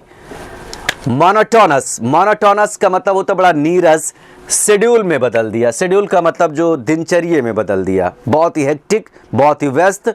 मोनोटोनस का मतलब होता है बहुत डल, शेड्यूल में बदल दिया, मतलब एक कार्यक्रम में बदल दिया। दैट वी हैव फॉरगॉटन, कि हम भूल चुके। द जेंटल स्माइल, मतलब जो जेंटल, जो कोमलता भरी स्माइल होती है, उसको हम भूल गए हैं। दैट वन, जो कभी पहले फ्लीटेड अक्रॉस ह्यूमन फेस, जो इंसान के चेहरे पर फ्लीट किया करती थी, दौड़ती थी या तैरती थी। तो कहने का मतलब ये हुआ कि आज आप देखोगे ना, हर एक इंसान टेंशन में है। हर एक इंसान का लाइफ स्टाइल बड़ा बिजी हो गया, हेक्टिक हो चुका है और बिल्कुल इंटरेस्टलेस हो गया, मोनोटोनस मतलब बड़ा डल हो गया। और पहले हम लोग क्या देखते थे कि इंसान के चेहरे पर स्माइल तैरती रहती थी, मतलब फ्लो होती थी, फ्लीट करती थी, दौड़ती थी, और वो ऐसी स्माइल थी जो बड़ी एनर्जाइजिंग थी, बड़ी ऊर्जा से भर देती थी, खुश कर देती थी और बड़ी जेंटल स्माइल होती थी। और आजकल इंसान मुस्कुराता तो है लेकिन वो मुस्कुराहट भी अजीब जैसी है। अब आगे देखते हैं। इट हैज़, ये रखता ऑल द पॉवेसिव, पॉवेसिव का मतलब ये चारों तरफ से फैला हुआ क्या रखती है, एबिलिटी, इसके अंदर योग्यता होती है, मतलब स्माइल के अंदर टू लिफ्ट अस, जो हमें उठा देती है from the abysmal depth of ग्लूमीनेस।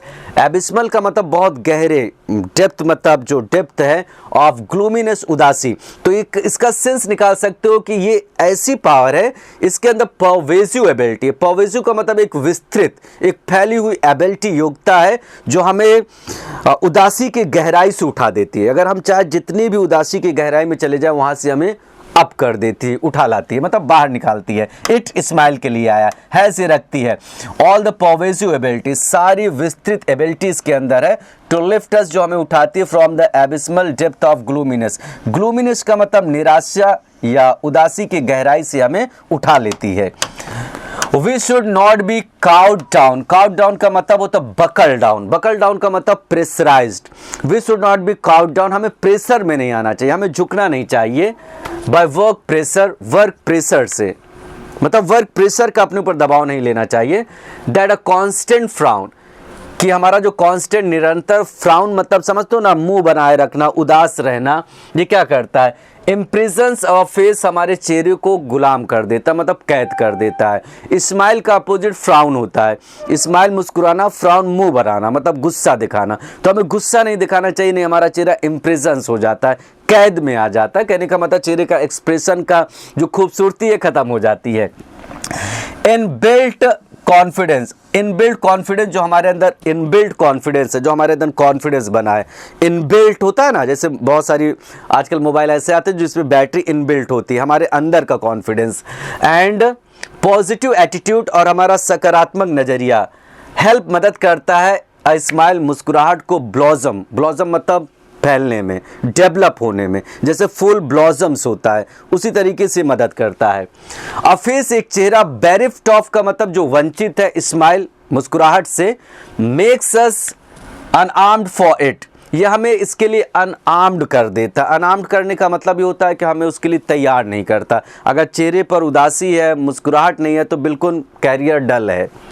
For क्योंकि इट इज़ है यहाँ पर, फॉर क्योंकि इट इज़ द स्माइल, क्योंकि ये मुस्कुराहट होती है, that is a pleasant weapon, जो एक खूबसूरत, एक सुहावना वेपन है, हथियार है।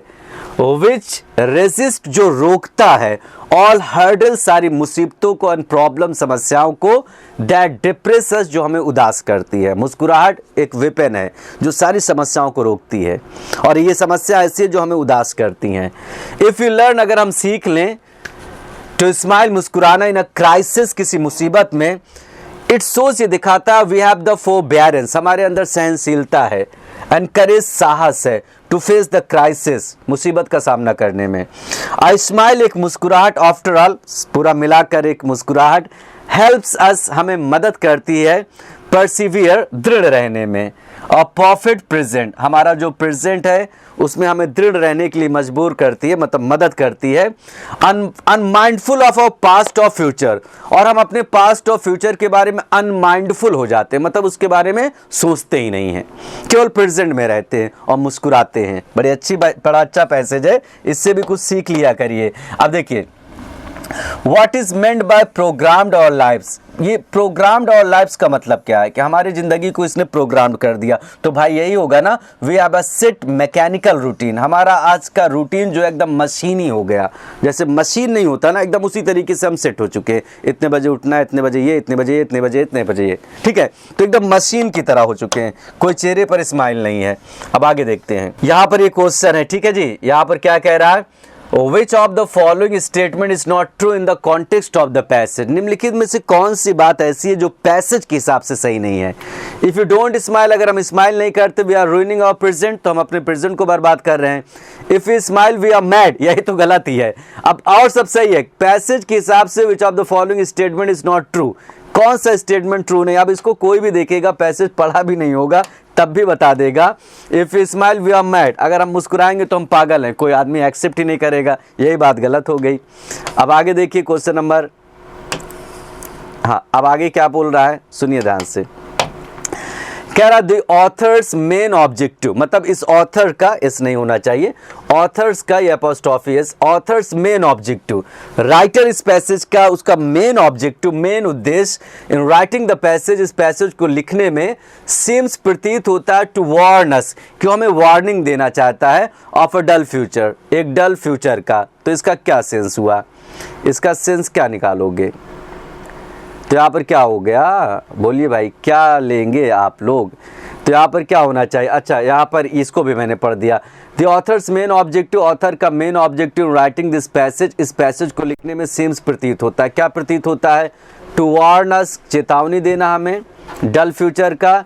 You to highlight the ill effects of computer, computer तो है नहीं, खत्म करो. इनहेंस और skill in the time management, time manage कैसे करें उसमें हमारी स्किल को, दिमाग को बढ़ाएगा. क्या ये बात हो सकती है? या अनफोल्ड, अनफोल्ड मतलब हमारे सामने खोलती है. हीलिंग पावर, हीलिंग पावर मतलब ठीक करने वाली शक्ति, ऑफ अ जेंटल स्माइल, यही तो होना चाहिए कि अगर हमारे अंदर यही मेन उद्देश्य है उसका, मैं काट रहा हूँ, यही मेन उद्देश्य है राइटर का, वो हीलिंग पावर, स्माइल का हीलिंग पावर, घाव भरने वाली, मुसीबत से बाहर निकालने वाली क्या ताकत होती, क्या पावर, उसी को हाईलाइट कर रहा है. तो ये होना चाहिए.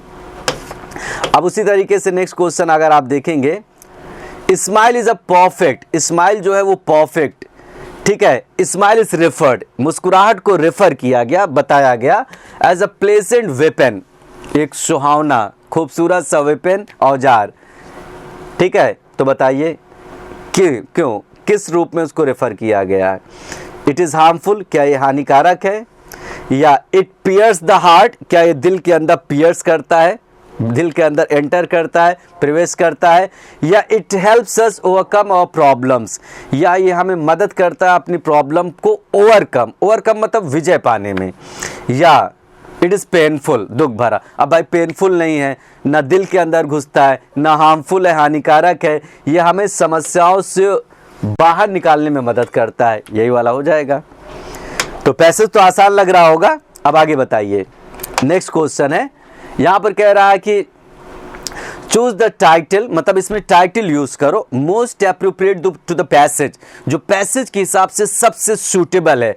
अप्रोप्रिएट मीन्स उपयुक्त है, तो क्या होना चाहिए? Game of life, modern living, crisis management, या इफेक्ट्स ऑफ चेयरफुल लिविंग. अब यहाँ पर गेम ऑफ लाइफ तो है ही नहीं पैसेज में, मॉडर्न लिविंग हो सकता है कोई इंसान सोचे मॉडर्न लिविंग ले ले, क्राइसिस मैनेजमेंट या effects of a cheerful living. अब इस पैसेज में ज़्यादातर बात चेयरफुल लिविंग की हुई. चेयरफुल मतलब खुशी से भरा हुआ, लिविंग मतलब रहन सहन, इसी के ऊपर इसने बात किया है, तो हमारा डी ऑप्शन होगा. तो आई होप ये सारी बातें आप लोग को समझ में आई होगी. इसी तरीके से हम लोग और भी मॉडल पेपर्स के साथ मिलते रहेंगे. Thanks a lot. जय हिंद everyone, welcome to major Kalsi classes. My name is Priyanka Singh, faculty of arithmetic and reasoning. और आज हम करने जा रहे हैं वाई ग्रुप मॉक टेस्ट में जो आपके आए हैं क्वेश्चंस रीजनिंग के, उसके सॉल्यूशंस देखने जा रहे हैं.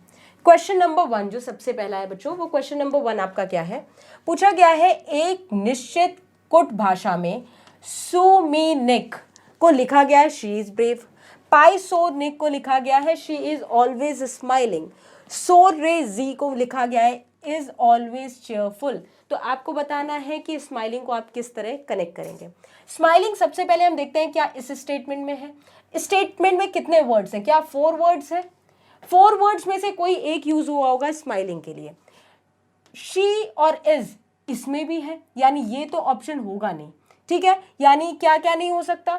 ना तो रे हो सकता है, ना तो शोर हो सकता है. बचा क्या? निक भी नहीं हो सकता. यानी बचा क्या? पाई. यानी option number C is the answer. अगले क्वेश्चन की तरफ चलते हैं. Question number 2. क्वेश्चन नंबर 2 है आपका एम्बेडिंग फिगर का. एम्बेडिंग फिगर के क्वेश्चन को आपको करना कैसे है? ये आपको फिगर दिया हुआ है, इस फिगर को आपको इन 4 ऑप्शंस में ढूंढना था. अब 4 ऑप्शंस में अगर आप देखें ऑप्शन नंबर बी और ऑप्शन नंबर डी, लेकिन ऑप्शन नंबर बी में क्या ये लाइन पूरी ऊपर तक गई है? नहीं। That means option number D will be the correct answer, right. अगले क्वेश्चन की तरफ चलते हैं, क्वेश्चन नंबर 3। क्वेश्चन नंबर 3 को हम सॉल्व करते हैं। क्वेश्चन नंबर 3 में क्या है कि अगर आप इसको देखें कि यहाँ पे अगर हम डबल डिफरेंस चेक करें, यहाँ से 7 से लेके 18 तक का डिफरेंस कितना है आपका? 11। 18 से लेके 36 का डिफरेंस 18। फिर यहाँ पे डिफरेंस नहीं पता, यहाँ पे भी डिफरेंस नहीं पता, बट इन दोनों का डिफरेंस कितना हो रहा है आपका? इन दोनों का डिफरेंस होगा आपका 39 हो रहा है। यहाँ से यहाँ तक का डिफरेंस 7 हो रहा है। अगर हम इसमें 7 ऐड कर दें तो ये हो जाएगा 25 और यहाँ आ जाएगा 32। तो आप अगर 36 में 25 ऐड करेंगे तो क्या वो 61 हो जाएगा, right. So option number D will be the correct answer. आगे चलते हैं, क्वेश्चन नंबर 4। क्वेश्चन नंबर 4 में आपको एनालॉजी से रिलेटेड क्वेश्चन दिया है। क्या क्वेश्चन है आइए देखते हैं। क्वेश्चन में पूछा गया है घोड़ा रिलेटेड है घुड़सवार से। घोड़ा किससे रिलेटेड है? घोड़सवार से। तो आप बताएं कार किससे रिलेटेड होगा? कार किससे रिलेटेड हो? चौफर। चौफर किसे बोलते हैं? जो कि गाड़ी चलाने वाला होता है। घोड़े को चलाता है घुड़सवार, तो कार को कौन चलाता है? शॉफर। तो इसका मतलब option number B will be correct. आगे देखते हैं नेक्स्ट क्वेश्चन। इस डायग्राम में आपको ये बताना था कि नंबर ऑफ ट्राइंगल्स कितने हैं। नंबर ऑफ ट्राइंगल्स हमने देखा, हमें ये पता है कि अगर हम इन जनरल ट्राइंगल की बात करें तो इस डायग्राम में कितने नंबर ऑफ ट्राइंगल्स होते हैं? 1, 2 और ये पूरा 3 नंबर ऑफ ट्राइंगल्स होते हैं। तो इस तरह के फिगर्स इसमें कितने हैं? एक तो छोटे छोटे फिगर ये 4 हैं, तो एक ट्राइंगल से 3, तो 4 ट्राइंगल से कितने आ जाएंगे? 12 आ जाएंगे। प्लस ये 2 ट्राइंगल भी इसी टाइप के हैं, तो यानी यहां से भी कितने आ गए? 6, यानी टोटल आ गए आपके 18 number of triangles. That is option number D. Next question की तरफ चलते हैं, question number 6। Question number 6 blood relation का है। क्वेश्चन नंबर 6 में पूछा गया है पूजा की ओर संकेत करते हुए विक्रम ने कहा कि, क्या कहा विक्रम ने? कि उसका पिता मेरी माँ की बहन का पुत्र है। यानी जहां पर भी होगी पूजा, पूजा के पिता विक्रम की मां की बहन के पुत्र है। यानी कि कहने का मतलब क्या है? विक्रम की मां के बहन के पुत्र। इसका मतलब बच्चों ये हो गया कि यहां से आपको ये पता चला कि पूजा के जो पिता है और जो विक्रम है वो एक ही जनरेशन में है और वो दोनों एक दूसरे के कजन्स लगेंगे। कजन लगने का मतलब ये है कि पूजा विक्रम की क्या लगेगी? पूजा विक्रम की भतीजी लगेगी। यानी option number A will be correct. आगे चलते हैं क्वेश्चन नंबर 7 की तरफ। क्वेश्चन नंबर 7 है आपका पेपर फोल्डिंग का क्वेश्चन। पेपर फोल्डिंग के क्वेश्चन में आपको करना क्या है? आप कहीं ना कहीं मिरर इमेज देखते हैं बच्चों। जब इसको आप ओपन करेंगे इसकी मिरर इमेज ऊपर बनेगी। यानी ये जो सर्कल है जिसको आपने बीच से इस तरह फोल्ड किया है, ये जो मिडिल ट्राइंगल है, ये जब ओपन होगा तो ये ऊपर एक ट्राइंगल कंप्लीट करेगा।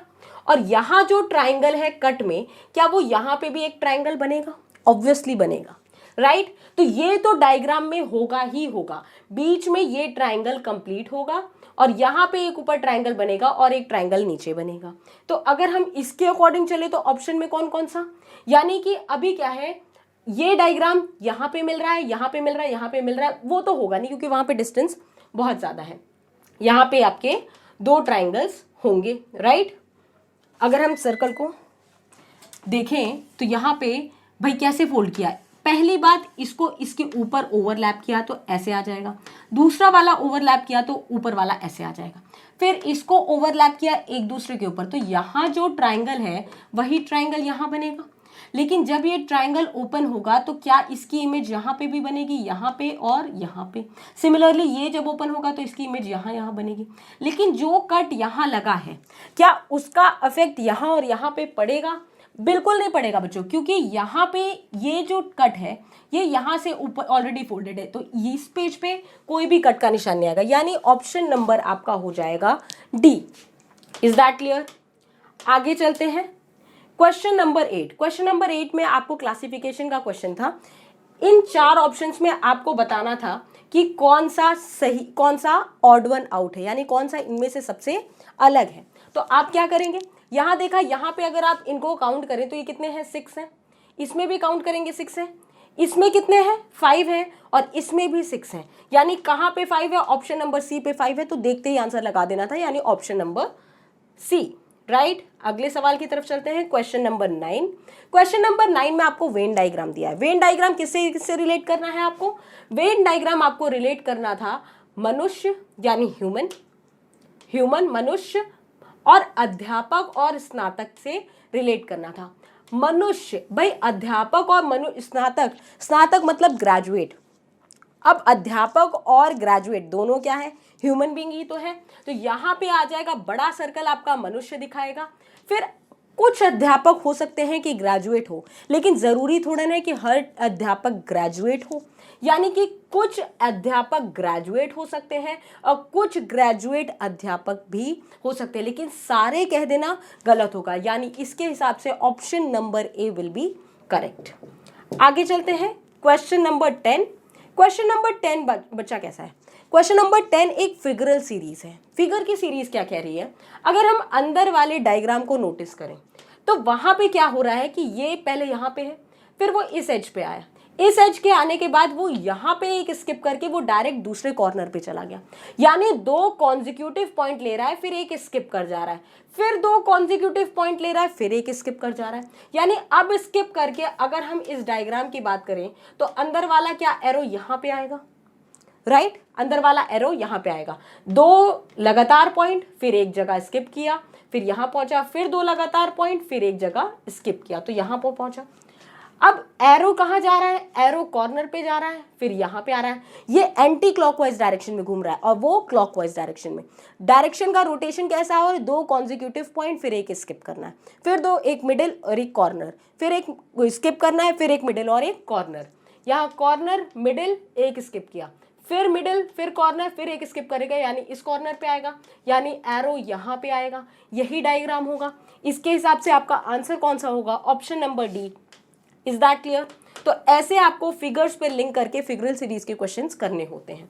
आगे चलते हैं, क्वेश्चन नंबर 11 देखते हैं। क्वेश्चन नंबर 11 में आपका है क्या, क्वेश्चन नंबर 11 में आपसे बोला जा रहा है कि ये अगर इससे रिलेटेड है तो अगला सीरीज आपका कैसे रिलेटेड होगा।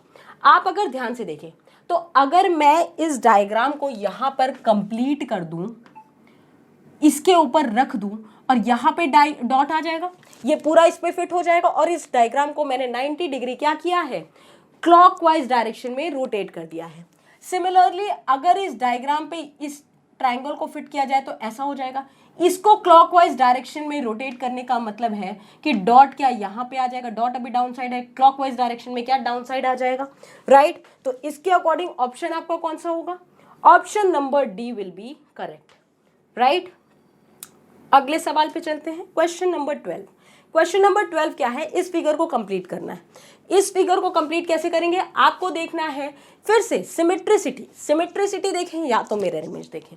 मिरर इमेज कैसे देखें, या तो इसकी मिरर इमेज देख लें या तो इसकी मिरर इमेज देखें। इसको कैसे कंप्लीट करेगा भाई, यहाँ से इस डायग्राम को पहले ये लाइन कंप्लीट करेगी, ये लाइन कंप्लीट करने के बाद एक अंदर से लाइन आएगी, फिर यहाँ पर और यहाँ पे क्रॉस है, यानी ऑप्शन नंबर ए सीधा सीधा इसके हिसाब से दिख रहा है, यानी option A is correct, right. तो ये थे बच्चा आपके रीजनिंग के क्वेश्चंस। अब हम चलते हैं और देखते हैं कुछ अरिथमेटिक के क्वेश्चंस, ठीक है। तो बच्चों आइए देखते हैं अब अरिथमेटिक के क्वेश्चन। अरिथमेटिक के क्वेश्चन क्या है, क्वेश्चन नंबर 1। क्वेश्चन नंबर 1 बच्चों उसी फॉर्मेट पे जैसे आपके नंबर सिस्टम के पहले चैप्टर में है। कैसे, अगर कोई नंबर है x की पावर n माइनस a की पावर n टाइप का, तो इसको डिवाइड करने वाला नंबर हमेशा क्या होता है, x माइनस a होता है। अगर n आपका क्या है बच्चा, ऑड यानी कि विषम है, तो इसका डिवाइजर कौन होगा भाई, ये 49 की पावर 15 है, ये 1 की पावर 15 कह सकते हो, बिल्कुल इसी टाइप का क्वेश्चन है। इसका मतलब इसको डिवाइड करने वाला होगा 49 माइनस 1 जो कि होगा 48। अब बच्चों आपको अच्छे से पता होना चाहिए कि अगर 8 को 4 डिवाइड करेगा और 4 को 2 डिवाइड करता है तो क्या 8 को 2 भी डिवाइड करेगा, बिल्कुल सही बात है। तो आप बताएं, इसको डिवाइड करने वाला 48 है और इसको डिवाइड करने वाला ऑप्शन में सिर्फ और सिर्फ 8 है, तो आंसर कौन सा होगा, option number D. Is that clear? अब आगे चलते हैं नेक्स्ट क्वेश्चन की तरफ। नेक्स्ट क्वेश्चन आपका इसका डेसिमल का क्वेश्चन है। डेसिमल के क्वेश्चन में क्या करना है, इन दोनों को आपस में सब्ट्रैक्ट करना है और इन दोनों को मल्टीप्लाई करना है। हम पहले इसको सॉल्व कर लेते हैं। 0.39 बार को आप कैसे लिख सकते हैं, आप लिख सकते हैं 39 माइनस 3/90, ऐसे ही चेंज करना बताया, यानी ये हो गया 36/90। सिमिलरली 0.7 बार आपका क्या होगा, 0.7 बार होगा 7/9। तो यहां से हम इस टर्म का मल्टीप्लीकेशन निकाल लेते हैं, देखते हैं क्या होता है। 36/90 इंटू 7/9, ये कितना हो गया 9 4 टाइम्स, यानी ये हो गया 28/90। 28/90 का लिखने का मतलब क्या है, हम इसको भी कहीं ना कहीं इसी डेसिमल में चेंज कर लेते हैं तो हमारा सॉल्यूशन आसानी से आ जाएगा। अगर मैं 28 को लिख दूं 31 माइनस 3/90, तो ये हो जाएगा 31 पे बार। बिल्कुल आप रिवर्स करके देखें, आपको आंसर वही मिलेगा, यानी कि आप इसकी जगह लिख सकते हैं 0.31 पे बार, राइट, 0.31 पे बार। अब इन दोनों को आपको आपस में इक्वेशन क्या है, इन दोनों को पहले ऐड करेंगे एंड देन उसमें से इसको सब्सट्रैक्ट कर देंगे, तो यानी 0.56666 4-5 बार लिख लिया, उसमें ऐड किया 0.31111, तो ये आ गया आपका 0.87777 विच इज इक्वल्स टू 0.87 बार। इन दोनों का सम आ गया 0.87 बार। अब 0.87 बार में से इसको मैं हटा देती हूँ, 0.87 बार में से आपको क्या सब्ट्रैक्ट करना है, 0.723 पे बार। तो क्या 7 को 2-3 बार लिख देते हैं। अब 0.723 रिपीट कर रहा है, तो 2-3 को आपने लिख दिया, 7 में से 3 गया 4, 5 फिर 4 फिर 5 एंड देन 1, दैट मीन 0.14154 पे बार, राइट, 0.154 पे बार। तो ये कौन सा ऑप्शन है, ये है option number B, so answer B will be correct. Next question की तरफ चलते हैं, क्वेश्चन नंबर 3। क्वेश्चन नंबर 3 को कैसे सॉल्व करना है भाई, फॉर्मूला क्या होता है इसको सॉल्व करने का, फॉर्मूला होता है आपका सॉल्व करने का VBODMAS, ये फॉर्मूला होता है, वी बोर्ड मास। आप इसको सॉल्व कैसे करेंगे, 5 माइनस ब्रैकेट में 4 माइनस कर्ली ब्रेसेस 3, पहले अंदर वाला ब्रैकेट सॉल्व होगा, तो ये 3 माइनस माइनस ऑफ 6 क्या हो जाएगा, 3 प्लस 6 हो जाएगा, 3 प्लस 6 ये हो जाएगा, राइट। और इसको जब आप सॉल्व करेंगे तो 5 माइनस 4 माइनस 3 कर्ली ब्रेसेस के अंदर, और यहां से आ जाएगा क्या 9 माइनस 6 आ जाएगा, यहां से माइनस, इसको जब आप सॉल्व करेंगे माइनस 6 आएगा, तो 4 माइनस 6 बाहर माइनस 6 माइनस यानी प्लस 6 हो गया, और इन दोनों को आपने ऐड किया तो ये हो गया 10, और 5 माइनस 10 हो गया minus 5। That means option number C. Is that clear. Next question की तरफ चलते हैं, क्वेश्चन नंबर 4। क्वेश्चन नंबर 4 में ये कहा जा रहा है कि दो नंबर्स है, किस रेशियो में है, नंबर्स का रेशियो है 15:7, और उन दोनों नंबर से अगर आपने 2 माइनस कर दिया है तो आपको मिला है रेशियो 7:3। इस तरह के क्वेश्चन क्या करते हैं, पहले नंबर को आप मान लीजिए 15x और दूसरे नंबर को मान लीजिए 7x, और दोनों में से माइनस किया गया है 2, दैट मीन्स इनका रेशियो आ जाएगा 7:3।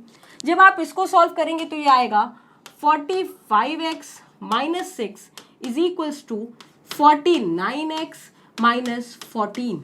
जब इसको सॉल्व करेंगे 14 यहाँ आएगा तो ये आ जाएगा 8, और 45 वहाँ जाएगा तो ये हो जाएगा 4x। तो x की वैल्यू आ गई आपकी 2, x की वैल्यू 2 आ गई, तो 15 की वैल्यू आ गई 30 और 7 की वैल्यू आ गई 14। 13:14 यानी कि option number B. Next question देखते हैं, क्वेश्चन नंबर 5। पूछा गया है कि कौन सा संख्या जो पूर्ण वर्ग हो, जो किससे 10, 12, 15 और 18 से पूरी तरह विभाजित हो जाए, मतलब 10, 12, 15 और 18 से विभाजित भी हो जाए, और साथ ही साथ वो संख्या क्या हो बच्चों, एक पूर्ण वर्ग हो। तो क्या करें, सबसे पहले वो संख्या निकालते हैं हम ऐसे क्वेश्चन में जो इनसे डिवाइड हो जाए। तो वो नंबर कौन होगा जो इन सबसे डिवाइड होगा, एलसीएम लेना पड़ेगा 10, 12, 15 और 18 का। तो 10 कितना है 2 × 5, 12 कितना है 2 की पावर 2 × 3, 15 कितना है 3 × 5, और 18 कितना होगा 3² × 2 हो जाएगा, राइट। अब एलसीएम क्या होता है, सबकी हाईएस्ट पावर यानी 2 की सबसे ज़्यादा पावर 2 है और 3 की सबसे ज़्यादा पावर 3 हो गई, 2 हो गई सॉरी। तो अब आप बताएं और 5 की पावर 1 है। अब इस नंबर को ही हमें परफेक्ट स्क्वायर बनाना है, क्योंकि ये जो नंबर है ये हमेशा 10, 12, 15 और 18 से डिवाइड होगा। लेकिन अगर इसी नंबर में हम कुछ और भी मल्टीप्लाई करें तो भी कोई फर्क नहीं पड़ता, वो हमेशा इन नंबर से डिवाइड होगा। यहाँ पे परफेक्ट स्क्वायर बनाने के लिए क्या एक 5 की कमी है, अगर 5 एक और आ जाए तो सारे नंबर स्क्वायर में हो जाएंगे, तो वो एक परफेक्ट स्क्वायर बन जाएगा। यानी आंसर आ जाएगा 4 × 9 × 25, जो कि होगा आपका 25 4 100 और 9 यानी कि 900। That means option number C is the correct answer. Next question की तरफ चलते हैं। Question number 6। क्वेश्चन नंबर 6 में क्या क्या गया है, एक वस्तु के मूल्य को आपने 10% पहले बढ़ाया, फिर उसको पुनः वृद्धि की है उसमें 20%, तो वस्तु का अंकित मूल्य कितना हो गया है, 33 हो गया है। तो ऐसे क्वेश्चन हम कैसे करते हैं, हम मान लेते हैं कि वस्तु का मूल्य कितना है, 100 है। 100 है तो पहले बढ़ा है 10% यानी अब हो गया 110, फिर बढ़ा है 20% यानी इसका 20% क्या 22 हो जाएगा, 22 आप इसमें ऐड करेंगे तो 132 हो गया। हमारे हिसाब से नया दाम है 132, बट क्वेश्चन के हिसाब से नया दाम कितना है 33, यानी हमारा 132 और क्वेश्चन का 33 इक्वल है। तो 100 का मान निकालना है, पहले 1 की वैल्यू क्या आएगी, 11 से दोनों कट जाएगा यानी 3 ये आ जाएगा आपका 12, तो 100 की वैल्यू क्या आ जाएगी 3/12 × 100, तो ये 4 टाइम्स जाएगा और ये 25, यानी कितना रुपए आ गया 25 रुपए, यानी option number D is the correct answer. Next question की तरफ चलते हैं। Question number 7। क्वेश्चन नंबर 7 में क्या कहा गया है, रवि ने कुछ चॉकलेट 2 चॉकलेट पर रुपए की दर से खरीदी और उन्हें 5 चॉकलेट पर रुपए की दर से बेच दी है, तो ज्ञात करना है उसका हानि प्रतिशत। कैसे पता चलेगा, हमें ये तो पता नहीं है कि उसने कितना खरीदा है और कितना बेचा, लेकिन हमें रेट पता है। तो हमें इस तरह के क्वेश्चन में पता चल जाता है बच्चों सीपी और एसपी। सीपी का मतलब यह है कि हमें ये पता है कि 1 रुपए में वो 2 चॉकलेट खरीद रहा है और 1 ही रुपए में वो 5 चॉकलेट को बेच रहा है। बट मुद्दा तो ये है कि जितनी उसने चॉकलेट खरीदी है उतनी ही बेची है। इसका मतलब ये जो क्वांटिटी है ये बराबर होना चाहिए, यानी दोनों तरफ ऊपर 5 मल्टीप्लाई करना पड़ेगा और नीचे 2 से मल्टीप्लाई करना पड़ेगा। यानी कितने रुपए हो गए 5 और नीचे कितना 2। 5 रुपए में 10 चॉकलेट खरीदी और 2 रुपए में 10 चॉकलेट बेच दी। इसका मतलब कितने का लॉस हो गया 3 का। और लॉस परसेंट कैसे निकालते हैं, लॉस अपॉन सीपी यानी 5 और 3/5 वैसे भी आपको पता है 60% होता है, तो आंसर आ गया आपका 60%। That is option number D. तो अब चलते हैं अरिथमेटिक के लास्ट क्वेश्चन पे। क्या क्वेश्चन बोला है, क्वेश्चन बोला है यदि 6 पुरुष प्रतिदिन 8 घंटे काम करके एक सप्ताह में 8,400 रुपए कमाते हैं, तो 9 पुरुष प्रतिदिन 6 घंटे काम करके एक सप्ताह में कितने रुपए कमाएंगे। फॉर्मूला आपको क्या बताया गया है, फॉर्मूला बताया गया है M1D1H1 upon W1 is equals to M2D2H2 upon W2। अब यहाँ W1 और W2 वर्क भी हो सकता है और वेजेस भी हो सकता है। यहाँ वेजेस की बात कर रहा है तो वेजेस की बात करेंगे। यहाँ कोई भी डेज की बात नहीं हुई है तो डी क्या हो जाएगा कांस्टेंट हो जाएगा। 7 एक हफ्ते मतलब 7 दिन, क्या दोनों कांस्टेंट हो जाएगा, तो यानी कि उसको कंसिडर करने की जरूरत नहीं है। मैन कितने हैं 6 और काम कितने किए 8 घंटे, कितने रुपए मिले 8,400 और ये बराबर होगा कितने आदमी थे 9 और कितने घंटे काम किए 6 अपॉन वेजेस हमें नहीं पता, यही फाइंड आउट करना है। 6 से 6 कैंसिल, 8 से कैंसिल करेंगे तो ये 1050 आ जाएगा। तो x की वैल्यू आ जाएगी आपकी यहाँ से 9 × 1050 विच इज इक्वल्स टू 0549 यानी 9,450 के। So option number C is the correct answer. I hope आपके एग्जाम्स बहुत अच्छे गए हो बच्चा और आपको सॉल्यूशंस भी समझ में आए हो और सॉल्यूशंस आप ये पूरी क्लास से बाहर कोई भी चीज कंटेक्ट नहीं है। So wish you all the best and take care. जय Hind. A very good morning to everyone. You're most welcome at the Major Kalsi classes. जो मॉक टेस्ट हुए हैं उनका सॉल्यूशंस लेकर के आया हूँ मैं, और मैं ये चाहता हूँ कि आप जरूर ये मैच करें कि क्या गलतियां आपने करी है और आगामी एग्जाम में आप ऐसा नहीं करेंगे। बिल्कुल ये बात की प्रॉमिस करना होगा आपसे। तो चलिए आपके क्वेश्चंस के सॉल्यूशंस को देखते हैं। सबसे पहला क्वेश्चन अगर हम बात करते हैं तो शोषण के विरुद्ध राइट अगेंस्ट एक्सप्लॉयटेशन की बात की जा रही है, किस आर्टिकल के अंतर्गत दिया गया है? आप सबको पता है total number of fundamental rights जो है हमारे फंडामेंटल राइट्स वो 6 हैं ना। कितने हैं बेटा? 6 फंडामेंटल राइट्स। और ये संविधान के किस भाग के अंतर्गत बताए गए हैं? पार्ट 3 के अंतर्गत बताए गए हैं। किसके अंतर्गत? पार्ट 3 के अंतर्गत बताए गए। और ये जो आर्टिकल्स हैं इससे रिलेटेड 12 से 35 तक। क्लियर है बात? जो पहला मौलिक अधिकार है वो है आपका राइट टू इक्वलिटी, समानता का अधिकार, ठीक है। और दूसरे की बात करता हूं स्वतंत्रता का अधिकार, राइट टू फ्रीडम। तीसरा right against exploitation, article 23 and 24 right against exploitation के अंतर्गत आते हैं। यानी कि अगर हम बात करते हैं तो जो 23 आर्टिकल है वो राइट अगेंस्ट एक्सप्लॉयटेशन की बात करता है। किसकी बात करता है? राइट अगेंस्ट एक्सप्लॉयटेशन की बात करता है। तो बिल्कुल ऑब्वियस सी बात है, यहाँ पे अनुच्छेद जो 23 है वो बिल्कुल सही है, इसके बारे में बताता है, ठीक है।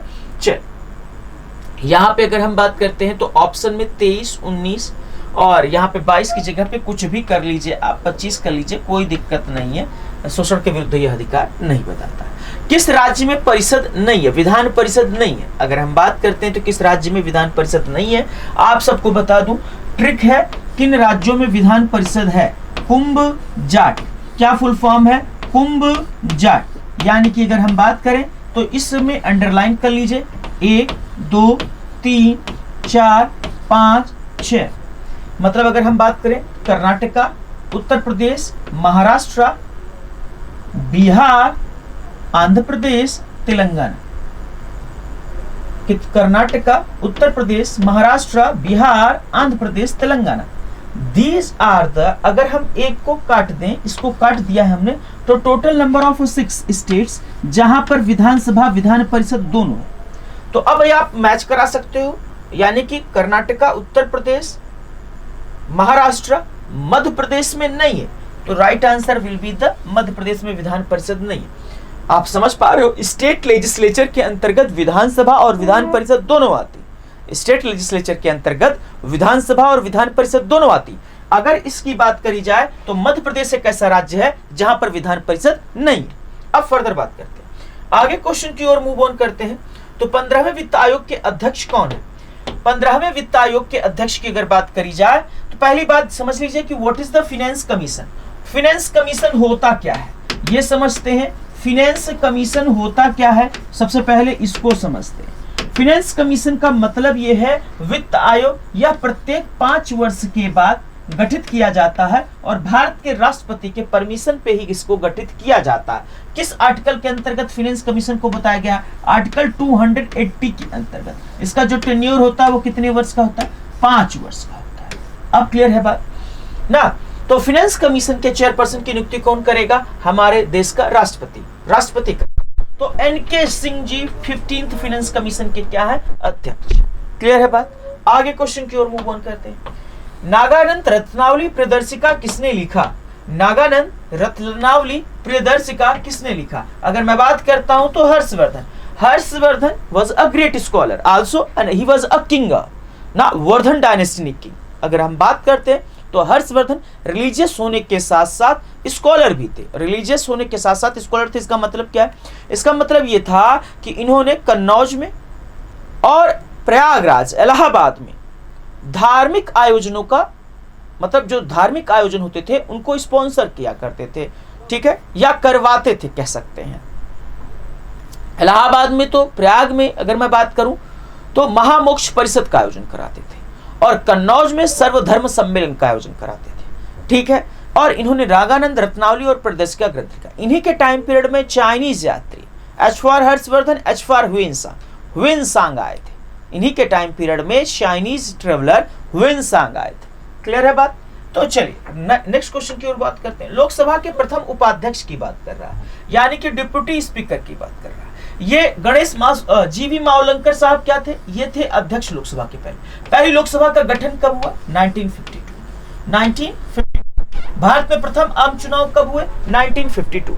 दूसरी चीज अगर हम बात करते हैं तो सोमनाथ चटर्जी साहब का ऑप्शन तो है, लेकिन ये प्रथम उपाध्यक्ष नहीं थे। ये भी गलत है, ये भी गलत है। M.A. Ayyangar will be the right answer.